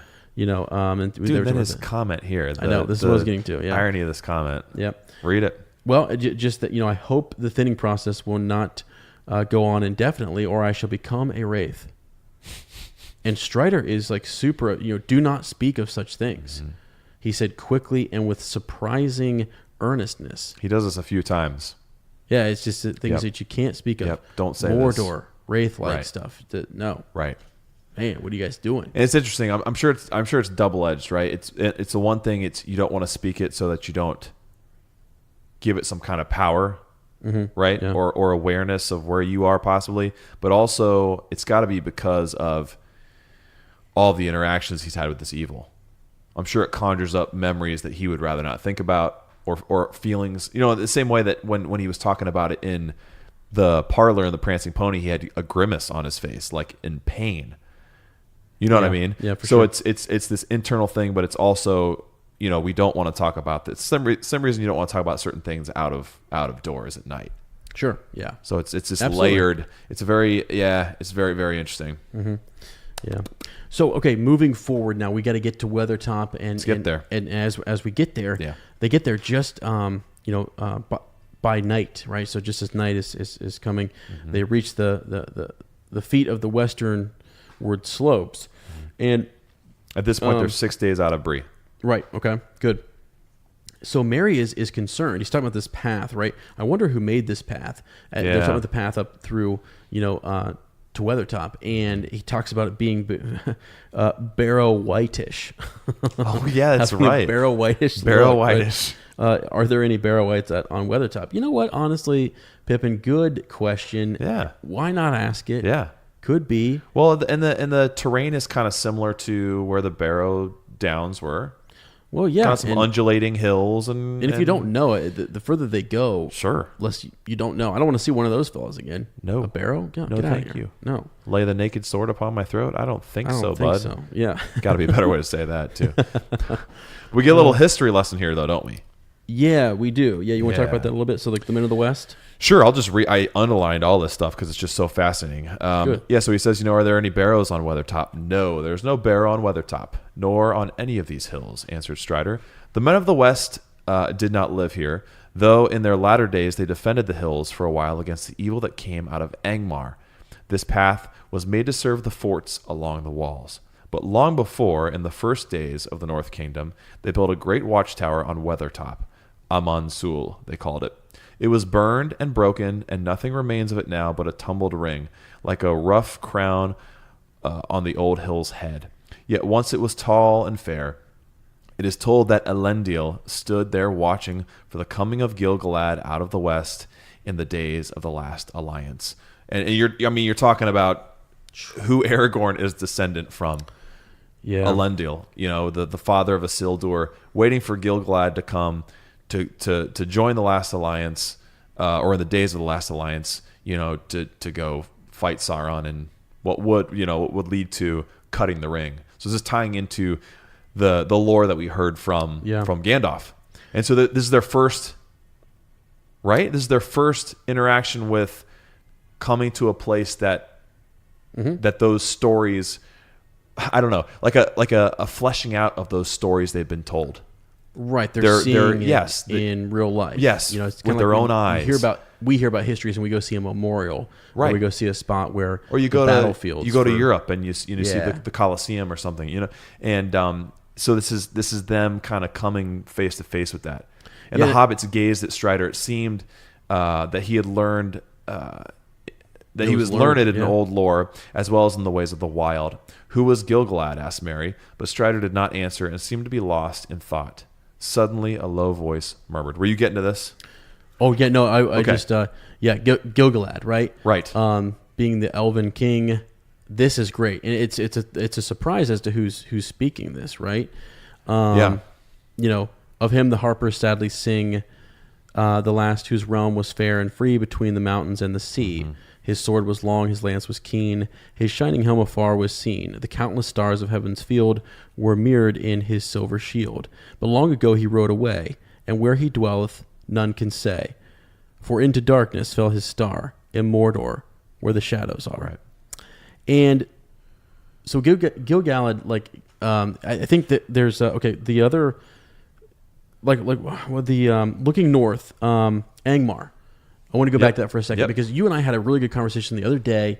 We were out by the fire. It was last fortnight. Yeah, and I just think a fortnight ago. It's something we're going to get into on our Patreon series a little bit more, and we're going to talk about some of these histories, a little bit because, wow, that name stands out, and it has a lot of the first Dark Lord presence to it, and it's just crazy to see shadows of an old war and an old realm that has been remapped. There's a foundation here. It's almost like when you discover an ancient civilization, right? And you look over in Egypt and they find this old city that was there, that there's been a new city laid over top of it. The restructuring of the kingdoms here in the West and what had happened, after those great wars and things in the first age. It is amazing. Right? And the restructuring of that, I think, is really, really kind of cool. And so we're going to talk more about that. But, and we don't think about this enough, too, I guess, with Tolkien's own connection to war. Fighting in World War I, and then also throughout his life, years later, witnessing World War II and seeing the destruction that came to parts of Great Britain.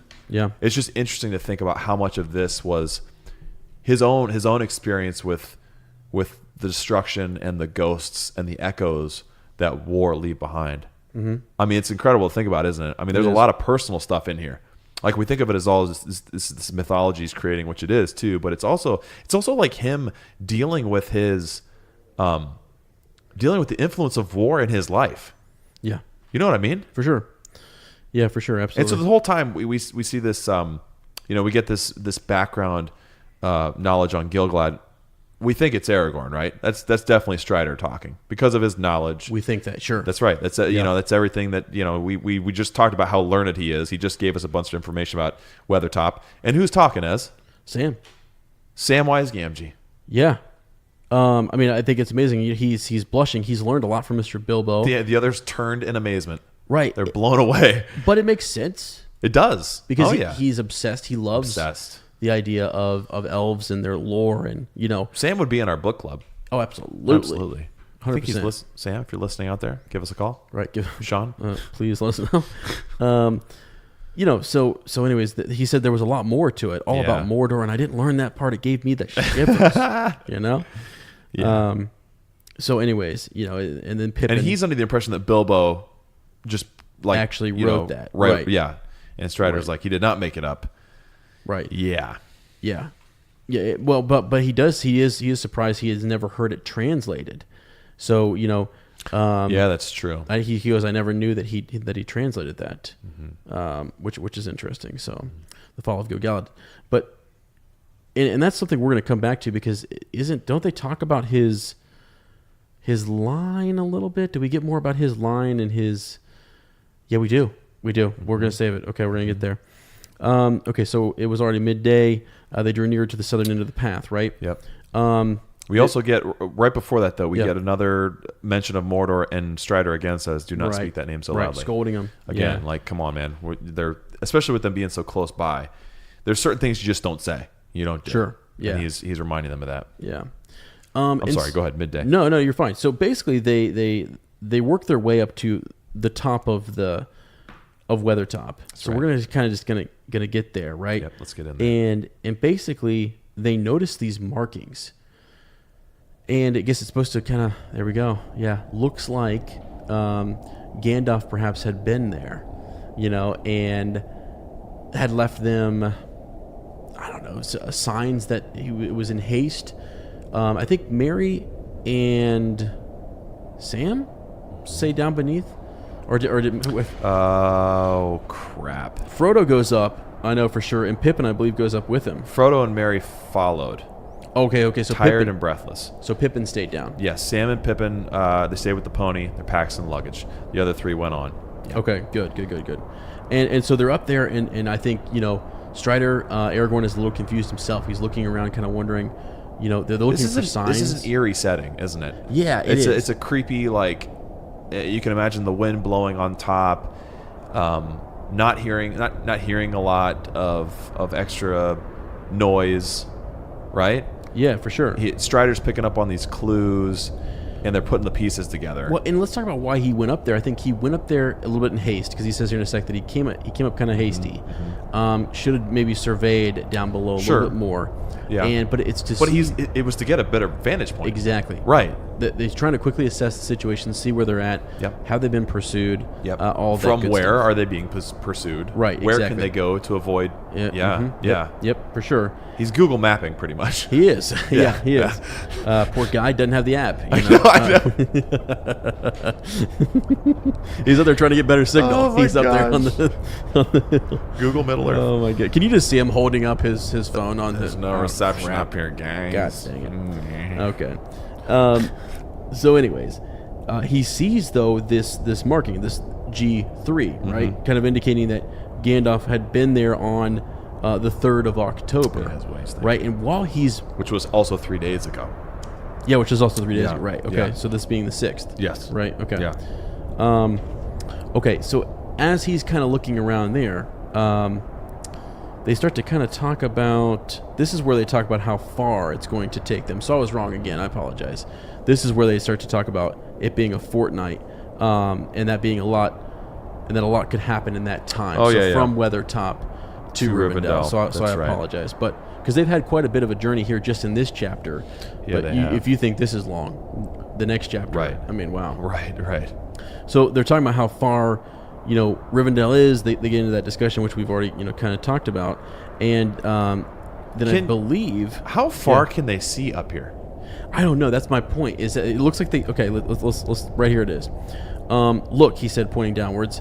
At once, Strider flung himself on the ground behind the ruined circle, pulling Frodo down behind him. Oh, yeah, Merry I forgot threw about himself this. Right, yeah. What is it? He whispered. I do not know, but I fear the worst. Slowly, they crawled to the edge of the ring. Edge of the ring. Sorry, I just stopped in the middle of my tracks there. Whoa. Right, and peered through a cleft between the two jagged stones. The light was no longer bright, for the clear morning had faded in clouds creeping. And I was wrong again. For the clear morning had faded. I'm a little concussed here with the day and night as to when they're showing contagious, up. I apologize. Contagious concussion. Good grief. I guess in You're my doing mind, a great job, man. I guess in my mind, this is yeah. Hey guys, in my mind, they got there when I said they got there. Okay. All right. And the clouds creeping out of the east had taken over the sun as it began to go down. Okay, so it is going down. Right. They could all see the black specks. So what they see is these black specks, right? Neither Frodo nor Merry could make out their shape for certain, yet something told them that there, far below, were black riders assembling on the road beyond the foot of the hill. Okay, so yes, isn't it also kind of alarming too? I'm sorry. No, because you talk about when Strider noticed this, he had them duck down. Mm-hmm. Like that's also just so alarming, and they're talking about like their specks so far away, right? Right. That but even that is too close. Even there they could be sensed, and so he has them drop down so that they're not visible on top of Weathertop. Right. It just gives me the willies, dude. Yeah, exactly. It's like I know. Yeah. And what they were hoping to achieve there, a greater vantage point, is almost going to be taken from them if they're seen. For sure. Yes. I mean, isn't that Absolutely, just crazy? It is, it's like you went up there to like obtain a route that's most secretive, right? And by being up there, you might actually be seen and given away. It's a risk, right? And it honestly, it seems like it doesn't really say exactly, but it does sort of. I think you get the impression here that by them going up there, they have been spotted. I think. Yes. Okay. And when Strider's worried, you got to be worried, man. Because I keep talking about how far, just a few days ago you could see Weathertop from afar, right? And then now I missed this part, but it says he stared down at the hateful road leading back westward to his home. Suddenly he was aware that two black specks were moving slowly along it, going westward. And looking again, he saw that three others were creeping eastward to meet them. Jeez, dude. Ugh. So now I think what I'm trying to note here is that it looks like they're on the road. Am I wrong? He stared down at the hateful road leading back. We're moving along it. So they were moving along the road. I'm just trying to imagine where the road is that they originally left off on in Bree. Right. Right. And then how close that is. So they've really been kind of,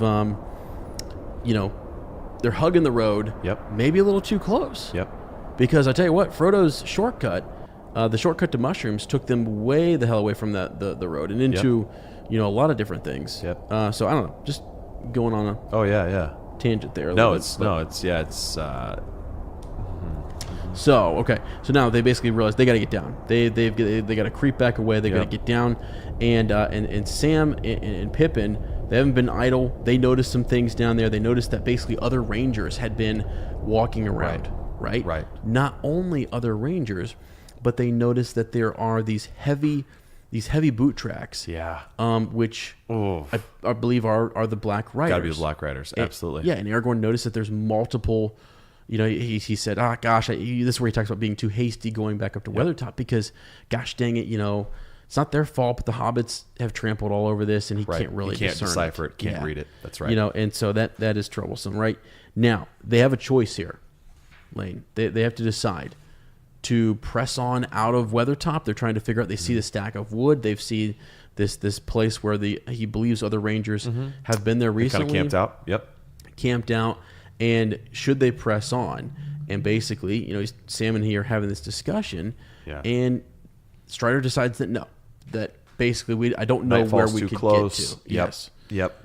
Right. So anyways. And does he? Oh, geez, dude. This is where we get a little more detail about the Riders, correct? Yes, because they start asking questions. Right. Can the Riders see? Right. I mean, they seem usually to have used their noses. Don't forget the sniffing. Right. Mm-hmm. Right. Yep. Going on a t-shirt soon. That's right. Nicole, don't forget the sniffing. Rather than their eyes smelling for us, if smelling is the right word, at least in the daylight. But you made us lie down flat when you saw them down below. And now you talk of being seen if we move. And here's where Strider, you're right, says, I was too careless on the hilltop. I was very anxious to find some sign of Gandalf. So it's amazing, too, like getting this insight to him real quickly that he's also feeling very very stressed. He's in duress. He wants to know that Gandalf is okay, too. But it was a mistake for the three of us to go up and stand there so long. For the black horses can see. And the riders can use men and other creatures as spies, as we found in Bree. There you go. Mm-hmm. They themselves do not see the world of light as we do, but our shapes can cast shadows in their minds, which only the noon sun destroys. And in the dark they perceive many signs and forms that are hidden from us. So they're most dangerous in the dark. Yeah. Then they are the most feared. Okay. Duh. Yeah. And at all times they smell the blood of living things. Yeah. So when they're sniffing for their blood, man. Right. How frightening is that? I know. Desiring it and hating it. Senses, too, there are, other than sight or smell. We can feel their presence. It troubled our hearts as soon as we came here, and before we saw them, they feel ours more keenly. So again, also giving us more insight into those feelings Fatty was having at the beginning of the chapter. Yep. Right? Feeling their presence. Also, he added, and his voice sank to a whisper, the ring draws them. Yeah. Yeah. Okay. Good news. Oh, boy. Yeah, that Thanks, sucks. That sucks. And then Frodo kind of he's kind of like, you can see him feeling kind of panicking. hopeless. Like, okay, what do we do? Where do we go? Yeah. Well, is there no hope? Oh, my gosh. Yeah. Yes, there's still hope. You're not alone. They take the wood. Fire. He talks about how fire could be their friend here. That's right. They can use that, to kind of help them, to fend off any of these Black Riders or what have you. Now, here Sam, again, some I'm sorry, but just some divine provision here, right? Yeah. Like they're in a spot and at a time of day they couldn't go hack down firewood themselves. Yeah. They found this ranger camp that had plenty of firewood. Yeah. That serves them very well. It does. Yeah. Yeah, it does. Interesting. Very interesting, right? Yeah, you're right. Good call. And little did those rangers know when they built that wood store up what it would be used for. Yeah. Mm-hmm. Yep. Yeah, I like it.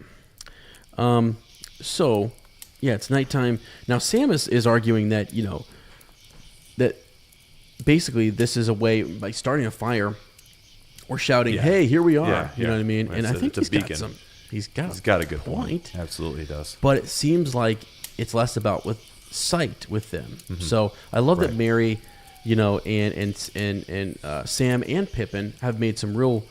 They're inquisitive, right? They're asking good questions, and they're learning. They're sharpening, aren't they? They're very. I think they've shown that they're sharp. Yeah. And then as they go into these new, this is brand new to them. Yeah. They're learning fast. Yeah, they quick, are. sharp, intuitive. Good companions. So, They were chosen well. Right. So now, I guess to kind of speed through a little bit of some of there's a bit here where they're kind of talking about people who wandered the road, who that might be. Talking about their food stores and have to be careful because that their supper there is no feast, right? But they have a long ways to go. Yeah. They're still prepping, to make it to Elrond's house, right? Yeah, and just telling them the food that they can't eat that they're gonna have to survive on. Right. Exactly. In the time being. Yep. Right. Yeah. So now they've got the sun. Right. It's nighttime. It's dark. Mm-hmm. The land is vanishing quickly into the shadow. It's very cold. Right. Exactly. Yep. Now they're starting to kind of lose. I guess you get a little demoralized, right? Yeah. The writers we've seen them now. Yeah. To see them again when you haven't seen them, and to have that confirmation, right? That they're close by, and then to start to kind of feel it here. Yeah. They need something to kind of pick them up. Absolutely. Normally it's a song, but this time it's like a story. They want to know more about Gil-galad, right? They want to know more about him. And Mary asks, right? Tell us about the end of the story to the elf kingdoms, and so I thought this was kind of also cool. Neat. Yeah, it's also cool too. They're gathering around the fire, right, with the blankets. And the stars come out. Yeah. And that also leads to us learning that Gil-galad is starlight. Yeah. In their tongue. Yeah. So there's kind of a cool connection there too. With Elendil, the elf friend, he went to the land of... Right, cuts him off. Right. A third time, Ezra. 3 times. Also, like the mention of a cock crowing. It's just really interesting, man. I'm going back to the Bible. Right throughout this chapter, absolutely, it's very, very interesting. Just kind of in the time of day, it's right. It's very interesting. So now we get into let's get into this. There's a bit of history, right? I mean, do you want to talk about some of this? Just like the he's not going to tell him any more about that tale, right? Because of the enemy. Is it Tenuviel? Tenuviel, yeah, right. Which so he says, "I'll tell you the tale of Tenuviel because it's." Is that Baron in Luthien? I think it's... Yes. Yeah, it is, right? Yes. Okay. Yes. Like that's her name Luthien is... Tenuviel. Okay. Yeah. Her name is... Yeah, okay, go ahead. Yeah. Yeah. And I'll let you talk. He wants to tell a happier story, I guess, right? Or one of love. Right. It's kind of sad, but it's also... Right. It's... Yeah. We're able to tell it because it doesn't involve... Yeah. He says it may... Yeah, it's just like what you said. He said, it is a fair tale, though it is sad, as are all the tales of Middle-earth. Okay, there you go. Mm-hmm. And yet it may lift up your hearts. He was silent for some time. That's interesting too. I didn't catch that. Some time. It must have been a while. Mm-hmm. So is he like focusing in on how he's gonna chant? Is he trying to remember all of it so that he tells it in its best detail? I just think that's kind of interesting. He says that. Is he entering it with reverence? Does he want to do this justice because? We learned that he's connected to this story. As we learn later on, that this has special significance for him too. Yeah. So anyway, I can just read it. Is that okay? Sure, that's fine. I'll read half of it, and then you read the other half. How's that sound? Wow, that's a lot. I know. Can we do that? Are we allowed? Should we check with the boss? We could. Yeah. That's us. Actually, it's our uppers. Okay. Is that okay, guys? Yeah. Okay. The leaves were long, the grass was green, the hemlock umbles tall and fair, and in the glade a light was seen of stars and shadows shimmering. Tenuviel was dancing there to music of a pipe unseen, and light of stars was in her hair and in her raiment glimmering. There Beren came from mountains cold, and lost he wandered under leaves, and where the elven river rolled, he walked alone and sorrowing. He peered between the hemlock leaves and saw in wonder flowers of gold upon her mantle and her sleeves, and her hair like shadow following. Enchantment healed his weary feet that over hills were doomed to roam, and forth he hastened strong and fleet, and grasped at moonbeams glistening. It's just beautiful imagery. Yeah. Through woven woods and elven home, she lightly fled on dancing feet. and left him lonely still to roam in the silent forest listening. Where'd she go? Yeah. I want to see her again. He heard there oft the flying sound of feet as light as linden leaves, or music welling underground in hidden hollows quavering. Now withered lay the hemlock sheaves, and one by one with singing sound, whispering fell the beechen leaves in the wintry woodland wavering. He sought her ever wandering far, where leaves of years were thickly strewn, by light of moon and ray of star in frosty heavens shivering. Her mantle glinted in the moon, as on a hilltop high and far, she danced, and at her feet was strewn a mist of silver quivering. Yeah. The winter passed, and she came again, and her song released the sudden spring. Like rising lark and falling rain, and melting water bubbling, he saw the elven flowers spring about her feet, and healed again. He longed by her to dance and sing, upon the grass untroubling. Again she fled, but swift he came.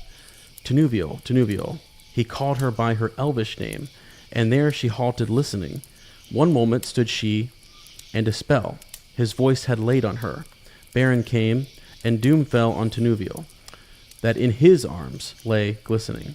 As Beren looked into her eyes, within the shadows of her hair, the trembling starlight of the skies, he saw there mirrored shimmering Tinuviel the elven fair. Immortal maiden elven wise, about him cast her shadowy hair, and arms like silver glimmering. Long was the way that fate them bore, o'er stony mountains cold and gray, through halls of iron and darkling doors, and woods of nightshade moreless, and the sundering seas between them lay, and yet at last they met once more, and long ago they passed away in the forest singing sorrowless. That's amazing stuff, isn't it? So I guess that I think the ending of that is the beautiful part, right? Is that she becomes mortal, right, and dies, right, and is able to walk once again with him, and then to go beyond the confines of this world that we live into. Yeah, it is beautiful. It's amazing. Yeah, and I think that's one of the stories we're actually going to be covering. Yeah, because it goes on. I think he goes on. I'm not sure here. He might talk more about the Silmarils. Yeah, he does actually. He goes on to talk about what it was that Beren was tasked to do, and how we get a huge history lesson here. Huge history lesson. Amazing. It's crazy. It's a stopping. You imagine around the fire here, telling this story. Yeah. And talking to them and just being, entranced almost. Yep. He talks about. Yeah, I don't know. Is there anything in here? He talks about how it's just interesting. He talks about how it's hard to render in our common speech. Like it has to be, it has to be fully appreciated in the, and then maybe that's why he was taking a second too. He was translating it. Mm-hmm. Before he started, he's thinking, okay, how do I say this in the common tongue and do it justice? The cool thing about Beren and Luthien is, it was on Tolkien and his wife's gravestone. For him, he has Beren. Wow. And on her is Luthien. It was their love story that he interjected into the histories of Middle Earth. I don't know all the details. I'm sure that people can. I'd love to hear them. Yeah, can post that and share that. Yeah. It's something I've always wanted to do more research on, and I just haven't. Well, even the connection to his own actual life, that is actually something that I'd love to hear more about. Because it's amazing, huh? Because one of the things I'm pulling from this is that Beren felt like he had to, present some sort of prize. Sure. A mortal man, getting with is it the king of the elves, right? I mean, right? Yeah, and it's kind of typical too of like when you fall in love with someone, and as you grow more in love with them, you just see how much, like there's something they are someone worthy of being pursued. Yeah. Right. And someone that you feel in your core, like, I mean, I feel this way about Goldberry, Sarah. Mm-hmm. Like she is this, she's an elevated being. Like someone that I'm not worthy of. Someone that I, have to chase after. Someone that I long to, dance with myself. Yeah, for sure. Right. And, Yeah. Yeah, I don't know. No, I get it. It's interesting. Well, It's a beautiful. Oh my gosh, it's so beautiful. Right. And it's just a portion of the story. But I'm surprised which is really cool. too. Like he does just give sort of the cliff notes here, but he gets into Morgoth essentially, right?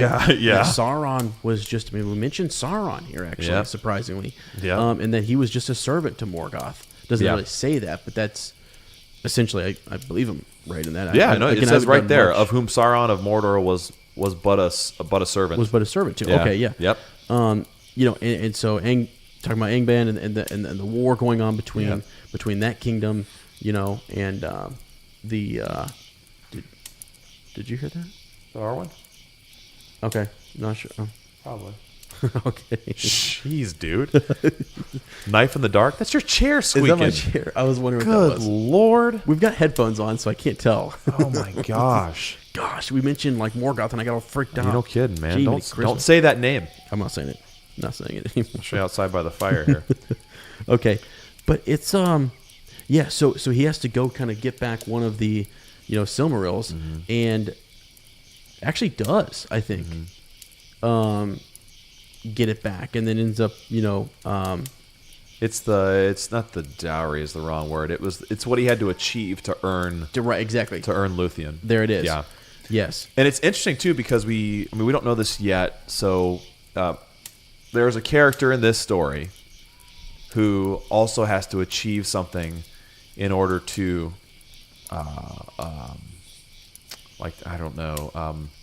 to earn the love of the one he earn the I know what you're saying. earn his prize, for sure. the love of his life to be able to have that blessing from someone. He has to earn something too. So if you haven't read it before, that's why I'm not going to just come out and say it, but you know who we're talking about. So it's this, and this is a very this is directly related to Strider. This is something that he himself relates to because he's of that line, isn't right? he? That and he's lineage. Also in love. We learn that later.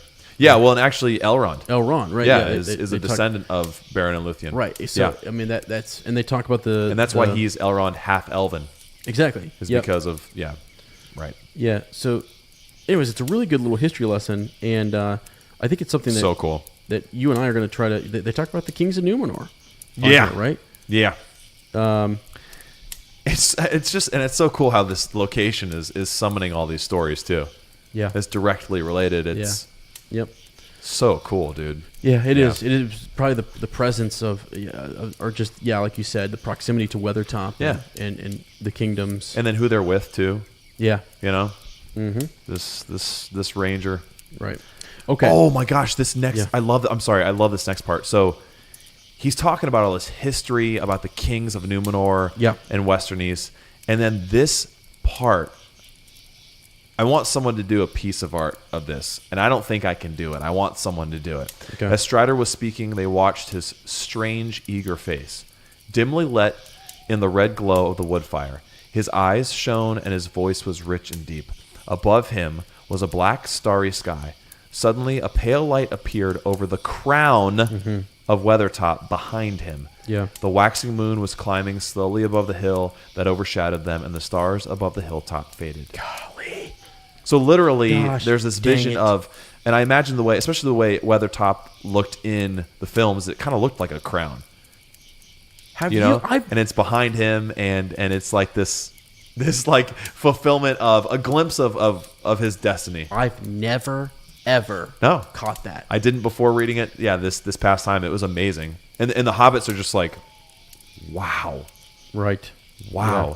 They're getting these glimpses of, My gosh, the imagery is insane. It's amazing. It's amazing. It's so cool, unparalleled. And then also just the juxtaposition of what the kingdoms of men used to be and what they can be again. Yeah. Yep. And that rising of the moon. It's so cool, dude. One of the words, it comes down to word choice too. We're back. We started the chapter this way. Yep. We're back into it. His Come on. his Let me get it. eager face. Yeah. Telling this story and thinking back to the great wars and the things that happened in the great evil, and they talk about this being Gandalf's time, his great task. Yep. This is also Aragorn's great task. And this is his time. This is a difference this is a difference that many people have pointed out to me too. That I understand why it's a difference, but it's worth talking about. So Strider in the movies and Aragorn in the movies is very reluctant to this task. He feels like he's going to fail, and he's almost kind of burdened by that. Yeah. And while in the books, Strider Aragorn feels the same way, there's this eagerness. Yeah. Yep. There's this desire to redeem and fulfill the prophecy, right? And to fulfill his purpose. He's less scared of it and more just ready to get to it. Like it's something he knows is what he's supposed to do. Yeah. So anyway, there's a little more. I love it. A little more confidence there, I think, in the character in the book. He knows that this is what's going to happen. Heck yeah. And that's the reason there's an eagerness there. Heck yeah. Yeah, it's pretty cool. I mean, I understand why they do that in the movie. I understand why they make him a little Yeah. more reluctant and there's no eagerness there. Sure. Really. Yeah. In Viggo Mortensen and Aragorn, there's not a lot of eagerness at all. Sure. It's all like, I don't know if I can do it. I'll do it if I have to. Right. Which is probably more dramatic for film. Obviously, he's not gonna. I think that if you show that in a movie, he might seem a little more arrogant, and that's the last thing you want Strider and Aragorn to be. Yeah. He is this unexpected. At least visually, when we see him as Strider, he's not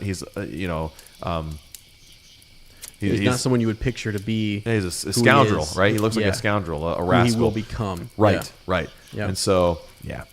For cool sure. stuff, dude. That's really cool actually. stuff. Yeah, that whole scene. Someone please paint, draw that. Yes. Oh my gosh, send that. I mean, it could be. Let's make that the next sticker. Absolutely. Yeah, That'd Katie, be cool. can you do that for us? That'd be awesome. Katie's like, "Whoa, you guys are really No, taxing." come on, guys. Okay, so as the story ends, right? We'll come back to the history lesson. We'll talk more about it on our Patreon series this summer. Yeah, I'm looking forward to that. I am It's too. gonna be a lot of fun. Honestly, it's gonna be a lot of digging deep. I have more time with you, which sucks, but Yeah, that's I know you unfortunate. hate it But too. we'll figure it out. right. So Strider, he's again watching the moon. He's watching things intently. Sam and Merry walk away for a little bit, and actually, Frodo, it gets quiet, it gets still again. He feels a cold dread creeping over his heart. Yes. Right. Strider is no longer speaking. Yeah. Sometimes that spoken word and It was keeping evil exactly at these bay. stories Yes. exactly. Yes. The songs keep these things at bay. Just things to note, right? Right. And then all of a sudden, Sam and Merry come running back, right? And can't you just imagine this? intensity. It just boom, Boom. right? Just Yep. Here we go. Did you see anything? Asked Frodo, springing to his feet. No, sir. I saw nothing, but I didn't stop to look. I saw something, said Merry, or I thought I did, away westward, where the moonlight was falling. On the flats beyond the shadows of the hilltops, I thought there were 2 or 3 black shapes. They seemed to be moving this way. Yeah. Right? And Strider's trying to tell them to keep the fire close, Faces outward. face outward, for a breathless time. There you go. Again. Right? They sat there silent and alert. Okay? They've got this, I think they've got their, I imagine them having torches, but it says they have this wood, sticks right now. Ready to, I guess, Ready in to place light. of swords. Yeah, and I would Into light. Yeah, I don't right, know. sure. Yeah. It's a little different, right? The movieism's saturated. And but can you imagine too, like when you're away from a fire and looking towards a fire, everything's illuminated. When your back is to a fire and you're looking out, it's not easy to see stuff. No. Nope. It's hard. Yep. And you're fully silhouetted. Yeah. Like someone approaching you, if you're faced, your back to a fire, they can see you totally. Right. So, I mean, even though the fire is their friend, something could rush up on them in no time and be there. Right. Yep. It's a precarious situation they're in. And I think because we don't have much left here, I think I'm going to read this a little bit. Exactly. I mean, it's Because like there's less than a page left, and it goes so fast. Oh my gosh! Over the lip of the little dell on the side away from the hill, they felt, rather than saw, a shadow rise. One shadow or more than one. They strained their eyes, and the shadows seemed to grow. Soon, there could be no doubt. 3 or 4 tall black figures were standing there on the slope, looking down on them. So black were they that they seemed like black holes in the deep shade behind them. Frodo thought he heard a faint hiss as of a venomous breath and felt a thin, piercing chill. Then the shapes slowly advanced. Gosh, dude. Yeah. Can we read some too? Yeah. Yeah. We'll trade paragraphs. Okay. Terror overcame Pippin and Merry, and they threw themselves flat on the ground. Sam shrank to Frodo's side. Frodo was hardly less terrified than his companions. He was quaking as if he was bitter cold. Again, there we go. But his terror was swallowed up in a sudden temptation to put on the ring. Yep. The desire to do this laid hold of him, and he could think of nothing else. He did not forget the barrow, nor the message of Gandalf, but something seemed to be compelling him to disregard all warnings, and he longed to yield, not with the hope of escape or of doing anything, either good or bad. He simply felt he must take the ring and put it on his finger. He could not speak. He felt Sam looking at him as if he knew that his master was in some great trouble. Jeez. God, man. But he could not turn towards him. He shut his eyes and struggled for a while, but resistance became unbearable, and at last he slowly drew out the chain and slipped the ring on the forefinger of his left hand. The one thing we don't want him to do. No, we don't want him to do that. And he feels like an unstoppable, compelling urge. Is there more to this than what we realize? That which you just read. Is there more to the idea that he is feeling this urge to put it on?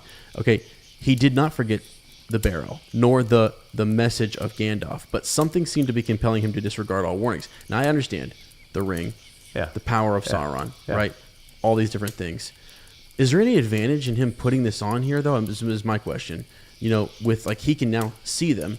Right. He does plunge forward. Yeah, that's a good point. And makes a mark. So maybe this is. I don't know. So maybe this is. Oh, I mean, now you're piquing my interest. I'm messing with you now. No, because now I'm thinking, is this the ring, or because we know the outcome of this, is this a force of good? A seed in his mind of like, this is what you should do to escape the situation, or aid the situation. Yeah, that's what I'm saying. I think most people want to think on this. Yeah, it makes sense that it's Sauron, power of the ring, trying to. I never would have thought of that, dude. It's a great thought. They're surrounded, though. Right. They're already surrounded. The ring is right there. Right. They know where they are. What else? I mean, what else do you need? I mean, it is pulsating this its own presence. I guess by putting it on Frodo, the pulse goes even, and they can then. Maybe then they can hone in directly on him. But you're right, though. It also gives him an advantage. It does give him a slight. That's very interesting. Because he can see. Very interesting. It does give him an advantage. Yeah, and I think he plunges forward, and he's actually able to act. Let's see. Let me. Okay, desperate, he threw his own sword. Let's see. And it seemed to him that it flickered red as if it were a firebrand. Yeah. Two of the figures halted. The third was taller than the others. His hair was long and gleaming. So he can now see them in like this white. They're now very clear to him. Yeah. And on his helm was a crown. In one hand he held a long sword, and in the other a knife. Both the knife and the hand that held it glowed with a pale light. He sprang forward and bore down on Frodo. So they're coming at him. So go ahead and finish it off for us. At that moment, Frodo threw himself forward on the ground, and he heard himself crying aloud, "O Elbereth Githoniel!" And at the same time, he struck at the feet of his enemy. A shrill cry rang out in the night, and he felt a pain like a dart of poisoned ice pierce his left shoulder.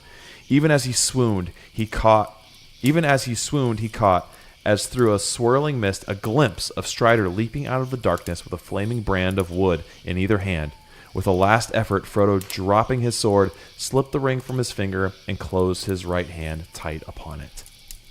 I don't know. I'm just very different from the film. Yeah. Yep. It is. It is. I'm just taking a different. Oh, dude, I love it. I love what you're saying. I know people, and say what you want. Who's to say? There's no right. There's no wrong here.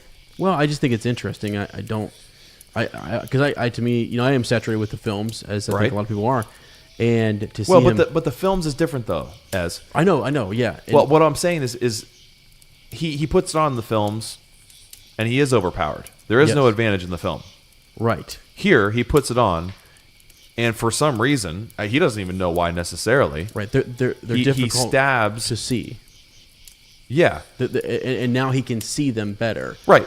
And he can actually. But he uses it, or something uses him. Yes. Because even while he has the ring on, he's still crying out a battle cry, right? And he's Right. plunging, he's diving forward and plunging. Right. You know, The exact opposite of what he does in the movie. In the Now, movie, does he he have cowers. Yeah, because he pulls out his sword. Yeah. Right into the foot. Yeah. Yeah. Okay. And he hears a shrill cry. You know what I mean? Like he causes this Black Rider some pain. Right. Yeah. Doesn't go down, without a fight. It's amazing. For sure. So now we're left on a cliffhanger. What happens to our Mr. Frodo? Ugh. We know Strider's going to kick some ass. Thank God. Yep. Because he's the man, and he's using the fire to. And we, of course, we have those images from the film in our head of him coming in and just Absolutely. dropping. God, I almost don't want the fire to end, but I can leave that if you want. no, it has to. Does it? They're still around it. Just we'll just leave it right there. You're Okay, gonna awesome. You're gonna read what do we have here? Yeah, oh my so, gosh. okay. Cool Connection. Yeah. We've talked. We'll come back to Cool Connections, which I think we're going to tie into our Patreon series. So again, just a quick little plug here if anybody wants to check out. We're covering. I think what is Patreon? It's just a place where you can support this humble podcast. You can come support the show.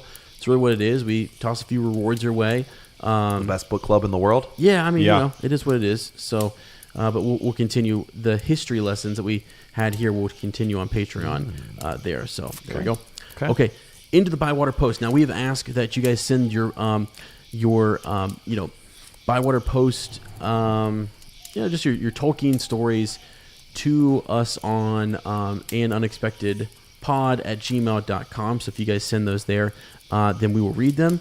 And we've had plenty of. I think Lane and I are going to sit down at some point and we're going to try to go over Bywater post, go over Facebook, and kind of comb back through, some of the ones we might have missed. If we have missed something, if we've missed a Bywater post on the Facebook group or anywhere else, just shoot us an email at anunexpectedpod@gmail.com. So again, that's anunexpectedpod@gmail.com.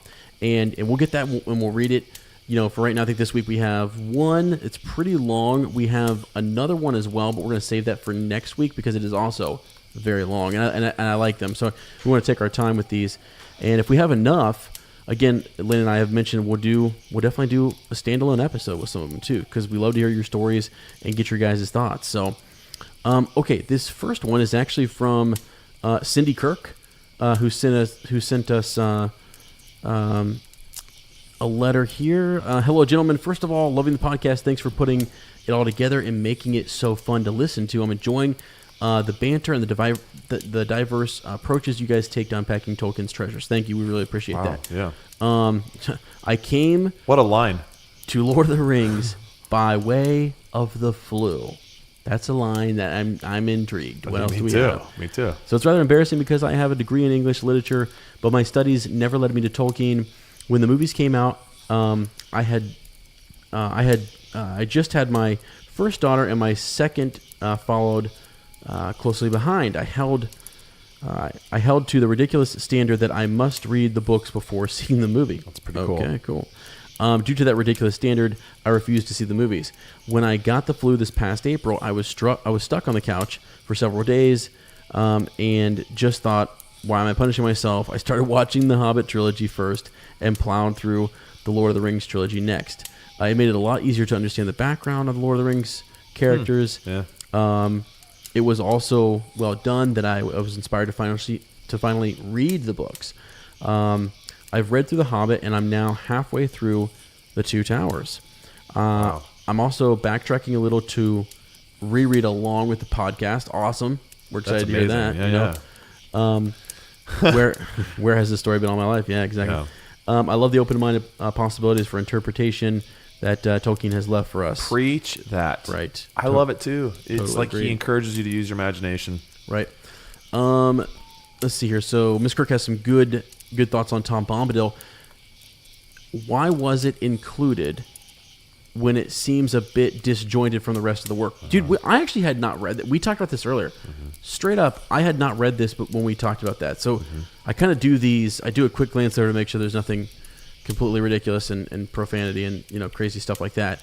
And but I didn't dive into this because I was excited about it. But yeah, we talked about that. Why is it so disjointed right from the rest of the work? Okay. Yep. Here we go. Hope.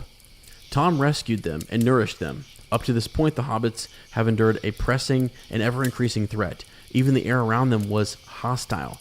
Personally, I was glad to see a ray of hope to pierce the ominous darkness. Okay, let's go a little deeper here. Good versus evil. Neither Tom nor the Barrow-wights were subject to the powers and influence of the ring. Tom was radiant, joyful, exuding song and light, while the Barrow-wights were the dark opposite. Another reason Tolkien may have included these two opposing forces in this chapter was to personify the powers of good and evil, battling for the destination of the ring and ultimately Frodo's soul.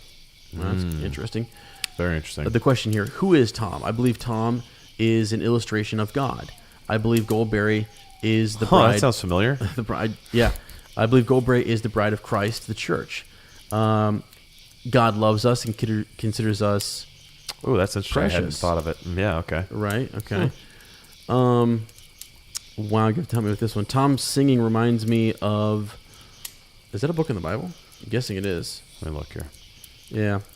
Sorry. That's okay, okay. I just can't pronounce Zephaniah. it. Awesome. Yeah. Okay. Let's see. The Lord... Okay, so I think this is a quote from... Yeah, so, the Lord your God is with you, the mighty warrior who saves. He will take great delight in you. In his love, he will no longer rebuke you and will rejoice over you with singing. Okay? Yeah. The way Tom took care of the hobbits reminds me of Psalms, 23, 1 through 5. This is neat. So she has it kind of broken down by what's actually said in the scriptures there, and then some connections to each line. So the Lord is my shepherd, the Lord is my shepherd, I lack nothing. Tom provides for them lovingly in his home. Okay? He makes me lie down in green pastures. Many references to green in this chapter, and them I'm adding in lying down, right? Yeah. He leads me beside quiet waters. More water references. He restores my soul. After the horrible Barrow-wight incident, the hobbits were remarkably and almost instantly restored. He guides me along the right paths for his namesake. Tom and Goldberry gave them navigational guidance. Even though I walk through the darkest valley, I will fear no evil, for you are with me. Your rod and your staff, they comfort me. You prepare a table before in the presence of my enemies. Yeah, it's very interesting. Interesting how often the hobbits had restorative meals amidst the chaos. You anoint my head with oil, my cup overflows. Yeah, so that is actually some really interesting thoughts. I think that is interesting, and I never wouldn't have made that connection. So that's just another perspective, though. Yes. Where the text reminded someone else, it made connections to or alluded to, references to something. And this is something awesome that Tolkien believed in. People would try to. And thank you, Cindy Kirk, by the way. Yes, thank you very much. And are you related to Ezra? We gotta know. I don't think so. But somewhere down the line.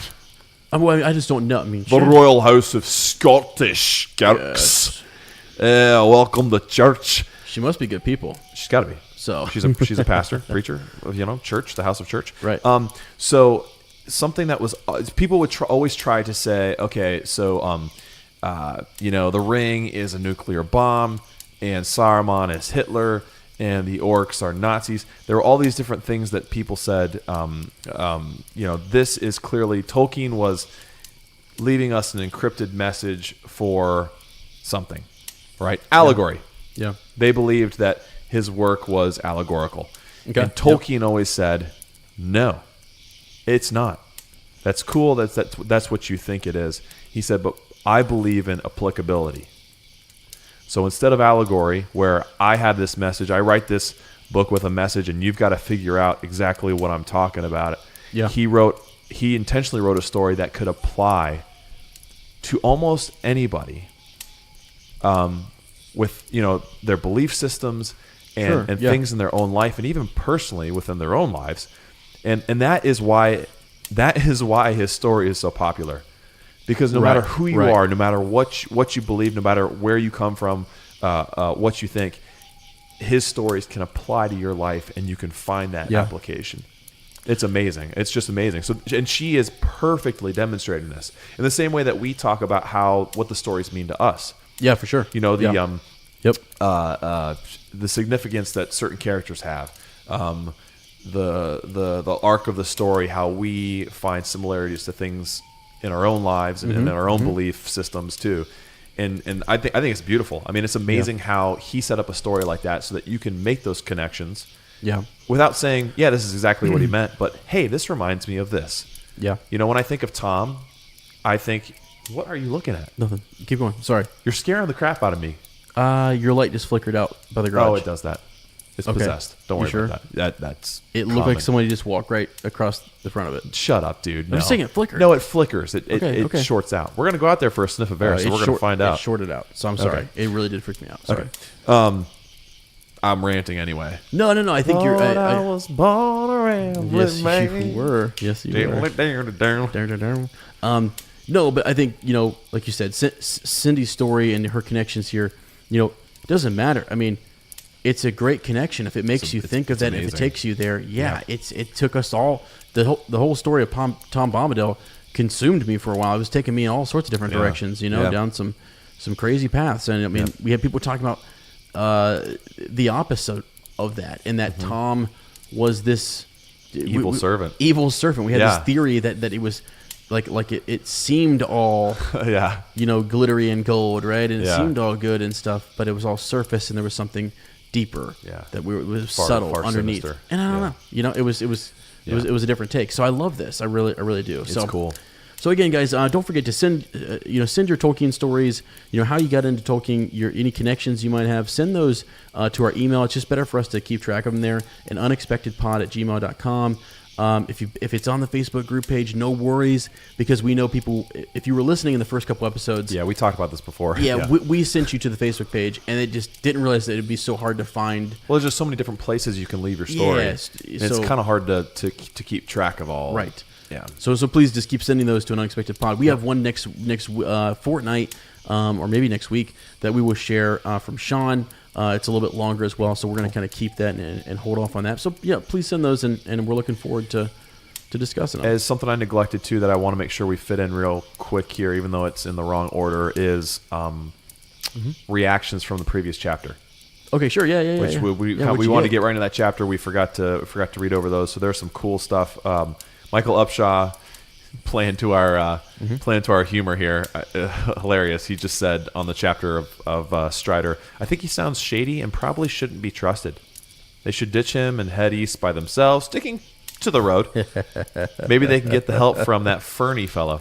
He seems resourceful. So I thought that was hilarious, man. That's it sounds like something we would write. So well done, Michael. That's beautiful. Yep. And then Emma Rose Kolk. Man, I was blown away by this. I remember reading this and had totally forgotten.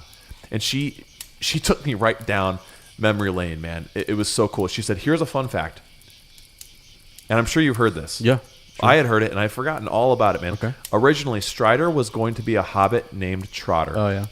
Yeah. So many things would have been different if Tolkien had stuck with that idea. And I was like, I can't believe I forgot that. That's such a cool fact. Thank you for bringing that back to my mind. And then Elodie, oh my gosh, Boutillion, you butchered I'm it. sorry, Elodie, cool. I can't see your last name. Yeah. A few weeks ago, I read The Treason of Isengard, The History of the Lord of the Rings, which is pretty much Christopher Tolkien's presenting his father's drafts. And it was so much fun to hear about all the alternative names and ideas he had and how it changed over time. And it is cool, especially when... I guess how Christopher Tolkien kind of gave us that insight with how much stuff changes. Yes. And you think about when you write anything, you're always making revisions. You're always making, you're always making editing choices, and it's funny to see how stories change. And so Emma said, any more that stood out, and we haven't heard back from Elodie. So I'm hoping that Elodie, please give us some more, so that because it's got me intrigued. I want to read this now. So yeah, sure. And also, I have to apologize. There was one from like 3 weeks ago. Yeah. At the Sign of the Prancing Pony, Tara Lynn left her reflection on a different thread, and I didn't read it. Oh, that's okay. Yeah, you posted it in the group, didn't you? Because we're gonna post those on the podcast page. So not to confuse people. No, what I did was I posted the fact that our new chapter was out. Okay. And she posted on that instead of your thread. Oh, okay, So and I didn't read it, and she was like, "Hey, like, was this not the thread?" And I was like, "Oh my gosh, sorry." Yeah. So I wanted to read hers. Thanks for calling Lane out. I know, right? I'm just kidding. And I was kind of, I was a little deceitful. You deserve it. But I wanted to read what she said. So this was on At the Sign of the Prancing Pony, a reflection on that. She says, I love how throughout the text we are given clues that Middle-earth is a long-ago version of our Earth. In Chapter 3, we were reminded that we see the same constellations in the sky, even though they have different names. Our Orion is there. Menelmakar, our Pleiades are their netted stars. Huh. In this chapter, we are told that a beloved children's rhyme was actually written by Bilbo himself, something that Emma Rose also pointed out. Yeah. Although it changed very much as it came down through the ages. Yeah. Did anyone else notice that the There Is an Inn, a Merry Old Inn song is meant to be the source material for the Mother Goose rhyme or poem, Hey Diddle Diddle? Yeah. Pretty cool. Well, yeah, I think I don't think about it often, and I'm glad that she's able to remind us of that, because it is meant to be this, a long time ago version, lore for us. And Tolkien always said he was creating a mythology for England. Yeah. We've talked about this before, how they had influences from other, from different occupancies or migrations into England, but very few of their myths are originated from there. They came from other places, is what I'm saying. Sure. So he wanted to create that as this is, a history that really happened long ago in England. Right. So that makes sense how he worked that in. It's genius, actually. Okay. And then Michael Charles also said, great episode. This chapter and Strider are two of my favorite chapters in Fellowship. You guys nailed the background in music. I've heard that particular song a time or two in various taverns around Skyrim. Nice ear, Michael. That's exactly where it came from. Boromir he's got an ear for that. So well done, my friend. Yeah. All right. Okay. Yeah. Awesome, guys. Okay. Really appreciate the comments. It's not a club unless we get your guys' thoughts and theories and just some intake from your consumption of the chapter. So yeah. Do some strawberries with cream. Sure. Yeah. So finally, we've had a confrontation with the Black Riders. If you could fight any villain in Middle Earth, who would you face down and why? Yeah. So I guess I'm gonna go first here. And Lane always writes in something. Should I just read this? No, it's for us. Is it for us? Well, and patrons can see it. Okay, patron can see this. Okay. Yeah, this is a little raunchy, so I'm not going to read it.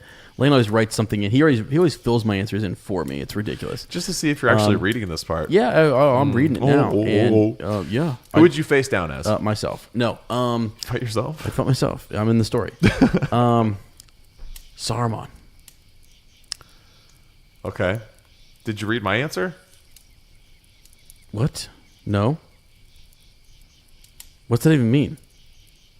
You know what that means. Oh, yeah, okay. What? So I didn't read your answer. I'm sorry. Okay. So you'd fight Saruman? Yeah. Why? Well, just because he's a wizard, man. Yeah, and I am as well, and I think I could take him. Okay. And I would come to Gandalf's rescue, and I'd get the boys back together, and I'd whoop him. Okay. Okay. You gonna get the blue wizards on your side? Yeah. Well, now I don't really trust them. I don't really. Radagast, I trust, but I don't really. The blues, I don't really know where. Patchouli is one of them, right? Patchouli is that one of their names? Yeah, just joking. Great call, yeah. So I don't know. I don't. Okay. If I had to pick somebody, if I had to pick somebody else. No, Saruman's good. You sure? Okay. Yes. Yes. I'd love to square up against Sharky. Okay. Because of what he did, and you guys know what he did. Maybe some of you don't, but he destroyed my home. So, and as a hobbit, I want to kick his ass. Okay. Apologies. I like it. Yeah. That's fine. Here's a random thought for strawberries with cream. Sure. Dang it, dude. I had someone in my mind who could play a Radagast in the show, and it was perfect, and you would, here you go. Yes, thank you. I was laying down in Winnie's room. Sarah was putting Winnie to sleep, and I caught the Luke Skywalker bobblehead thing that you bought her. Yeah. The old Luke Skywalker. Yeah. How do you think Mark Hamill would do as Radagast? Holy smokes, man. That'd be crazy. Wouldn't he be awesome? That would be crazy. I think he might be the best. I think he might outdo Sylvester McCoy, honestly. Yeah. Do you know who? Wow. Let me think here. No, I think Mark Hamill would be great because he can do a British accent. He's kooky. Obviously, he plays the Joker. I'm thinking for the show, man. If Radagast gets worked in there somehow, call up Mark Hamill. Let's do it. Oh my gosh. Wait for 8, pine for 9. Yeah. Yeah. I don't know. I'm trying to think here. What are you doing over there? There's a lot of glare on your glasses. Is there? Oh my gosh. I can't even think of his name. Never mind. I'm not cool. Because if I mention it, people are going to be like, story, bro. Yeah, cool story. Yeah. Oh my gosh. I'm going to say it, Brett. Here, okay, I'll just go ahead and say it. Okay, it's the Potions Master. I get Slughorn. Oh my gosh, the guy who from plays Princess Bride. No, stop it. Yeah, no, he's only mostly dead. Right. Yes. Yeah, that guy. Billy Crystal. You know what I'm talking about? So the I don't professor, know what the Potion Master is. Is that a Potterhead thing? Yeah. So it's in Half-Blood. Whatever. The guy who plays him. Half-Blood Prince, not Half-Blood whatever. Did you just whatever over a Harry Potter title? I think it's Broadbent. Jim Broadbent. Yeah, for sure. He's the magician's nephew in Chronicles of Narnia. Exactly. Yeah. I always liked to have liked him. I like him too. He's kooky. That'd be kind of cool. He's weird. He kind of freaks me out a little bit. Yeah, it's great. I think that's what Radagast is. Demon possessed? I think he might be. I don't know. Is that can we do an appendices right now? You can tell we're gearing up for an appendices we're ready right for now it, because guys. This is a little taste of right at the end of the episode. You know what? Should we give the people what they want? Should we release an appendices not on Patreon? Would you guys like that? Yeah, let us know. I mean, we could. Oh Lord, we could release an appendices to get you a taste. G-rated one. I always give little teasers just to kind of like, Lane does a really good intro to our appendices, which I think he could share right now. Hey guys, it's Julian here. Yeah, for Oprah Winfrey. That's enough, and that's all you'll get. I'm sorry. Julian is becoming like he's one of my characters now. I like doing his voice. We need a shirt for Julian. We need a. Oh my gosh. Because that is yes, we do. Every time we warm up, any of the bloopers, guys, you'll notice there's he comes and goes on this. Julian is transparent. Yes, I've been coming to him more. Yeah, coming to drink at his well more recently. Yeah, lately. you have been. Okay, all right, guys. Hey, this has been a wonderful long episode. I thought we did got into some deep dark corners of this chapter, and I thought it was a lot of fun. We spent most of our time on the chapter. So I think people will be really happy with that. I hope so. Feel good about that. Yep. It's time to share the load, though. We'd like you guys to come back. And when you're finished here, in between that fortnight for right now until we start up, the weekly show, which we're still working on, trying to figure that out. We're going to go sit around the fire tonight and talk more about it. Head on over to patreon.com/. Oh my gosh! Wow, and unexpected. Rebel Watch, Fire and Ice story song of it. What did I say? I don't know. I didn't say anything, did I? Are your feet on me? Get off me! Oh. Get off me! But anyways, head over to patreon.com. Links down in the description, just in case I jack it up again. It is what it is, Lane. Okay, I don't know why you gotta. Patreon.com/hi. That's where I'm Lane. Welcome to the podcast. Oh my god. Oh my gosh. Anyways, we got some cool stuff up there. Some cool stuff. We got. Eventually, I'm gonna get back to there and back again. Up talking Tolkien. That's what I said. Yeah, we'll do that again. So that's coming. With this summer will give us a lot more time to. We need a new goal too. If you're a patron and you're listening, hit us up if you would like a new goal. I mean, I don't know, archery contest, whatever. You guys let us know. We also kind of so a lot of you guys probably know what Drunk History is. It's a Comedy Central show. I think it's Comedy Central where famous people get drunk and they tell stories in history and they just kind of get blurry, and then actors. It cuts away to actors playing that and lip syncing exactly what they're saying. And it's hilarious. And so we thought, actually, Sarah came up with the idea. She was like, what if you did a drunk Middle-earth history? If we did something like that for you guys, is that something you would want that we might have to make that a larger Patreon goal because we'd have to do some filming with that. Yeah. Yep. But that could be pretty interesting, I think. That would be interesting. Something we could accomplish over the summer, I think, though. Yeah, for sure. So definitely go check that out there. Just a thought. Yeah. So, all right, we're gearing up for that appendices episode. Okay. Oh boy. We've done the pop socket. We mentioned that. We're all good to go there. It's time for a fortnight farewell, my friend. It's sad. It is. I don't want to. I don't want to go, but we have to. Is it going to be a fortnight before we talk to them again?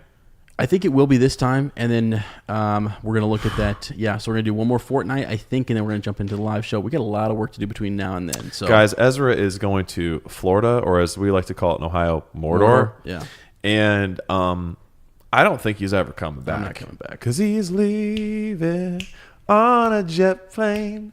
We don't know if he'll ever be back again. I don't think he's coming back. I think he's going to get stuck into the Force World or whatever it is at Disneyland that has all the sabers and stuff. Yep. He's going to go try and convert Kylo Ren back to the light side, and it's going to take years. So if you never hear from us again after middle of June, we love you guys. It's been real. You're ridiculous. You're ridiculous. We want to thank you for stepping off the road with us. Our next episode will be digging deep into Chapter 12, Flight to the Ford. If you like our podcast, don't forget to subscribe, like us, write a review, or leave a comment, or send us a Shadowfax. He is, after all, the Lord of all communications. We'll see you in a fortnight, and remember, Frodo lives.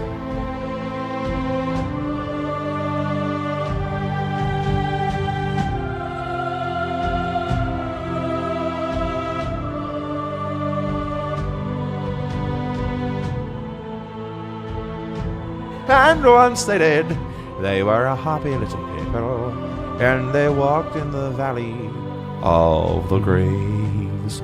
What? You're gonna what?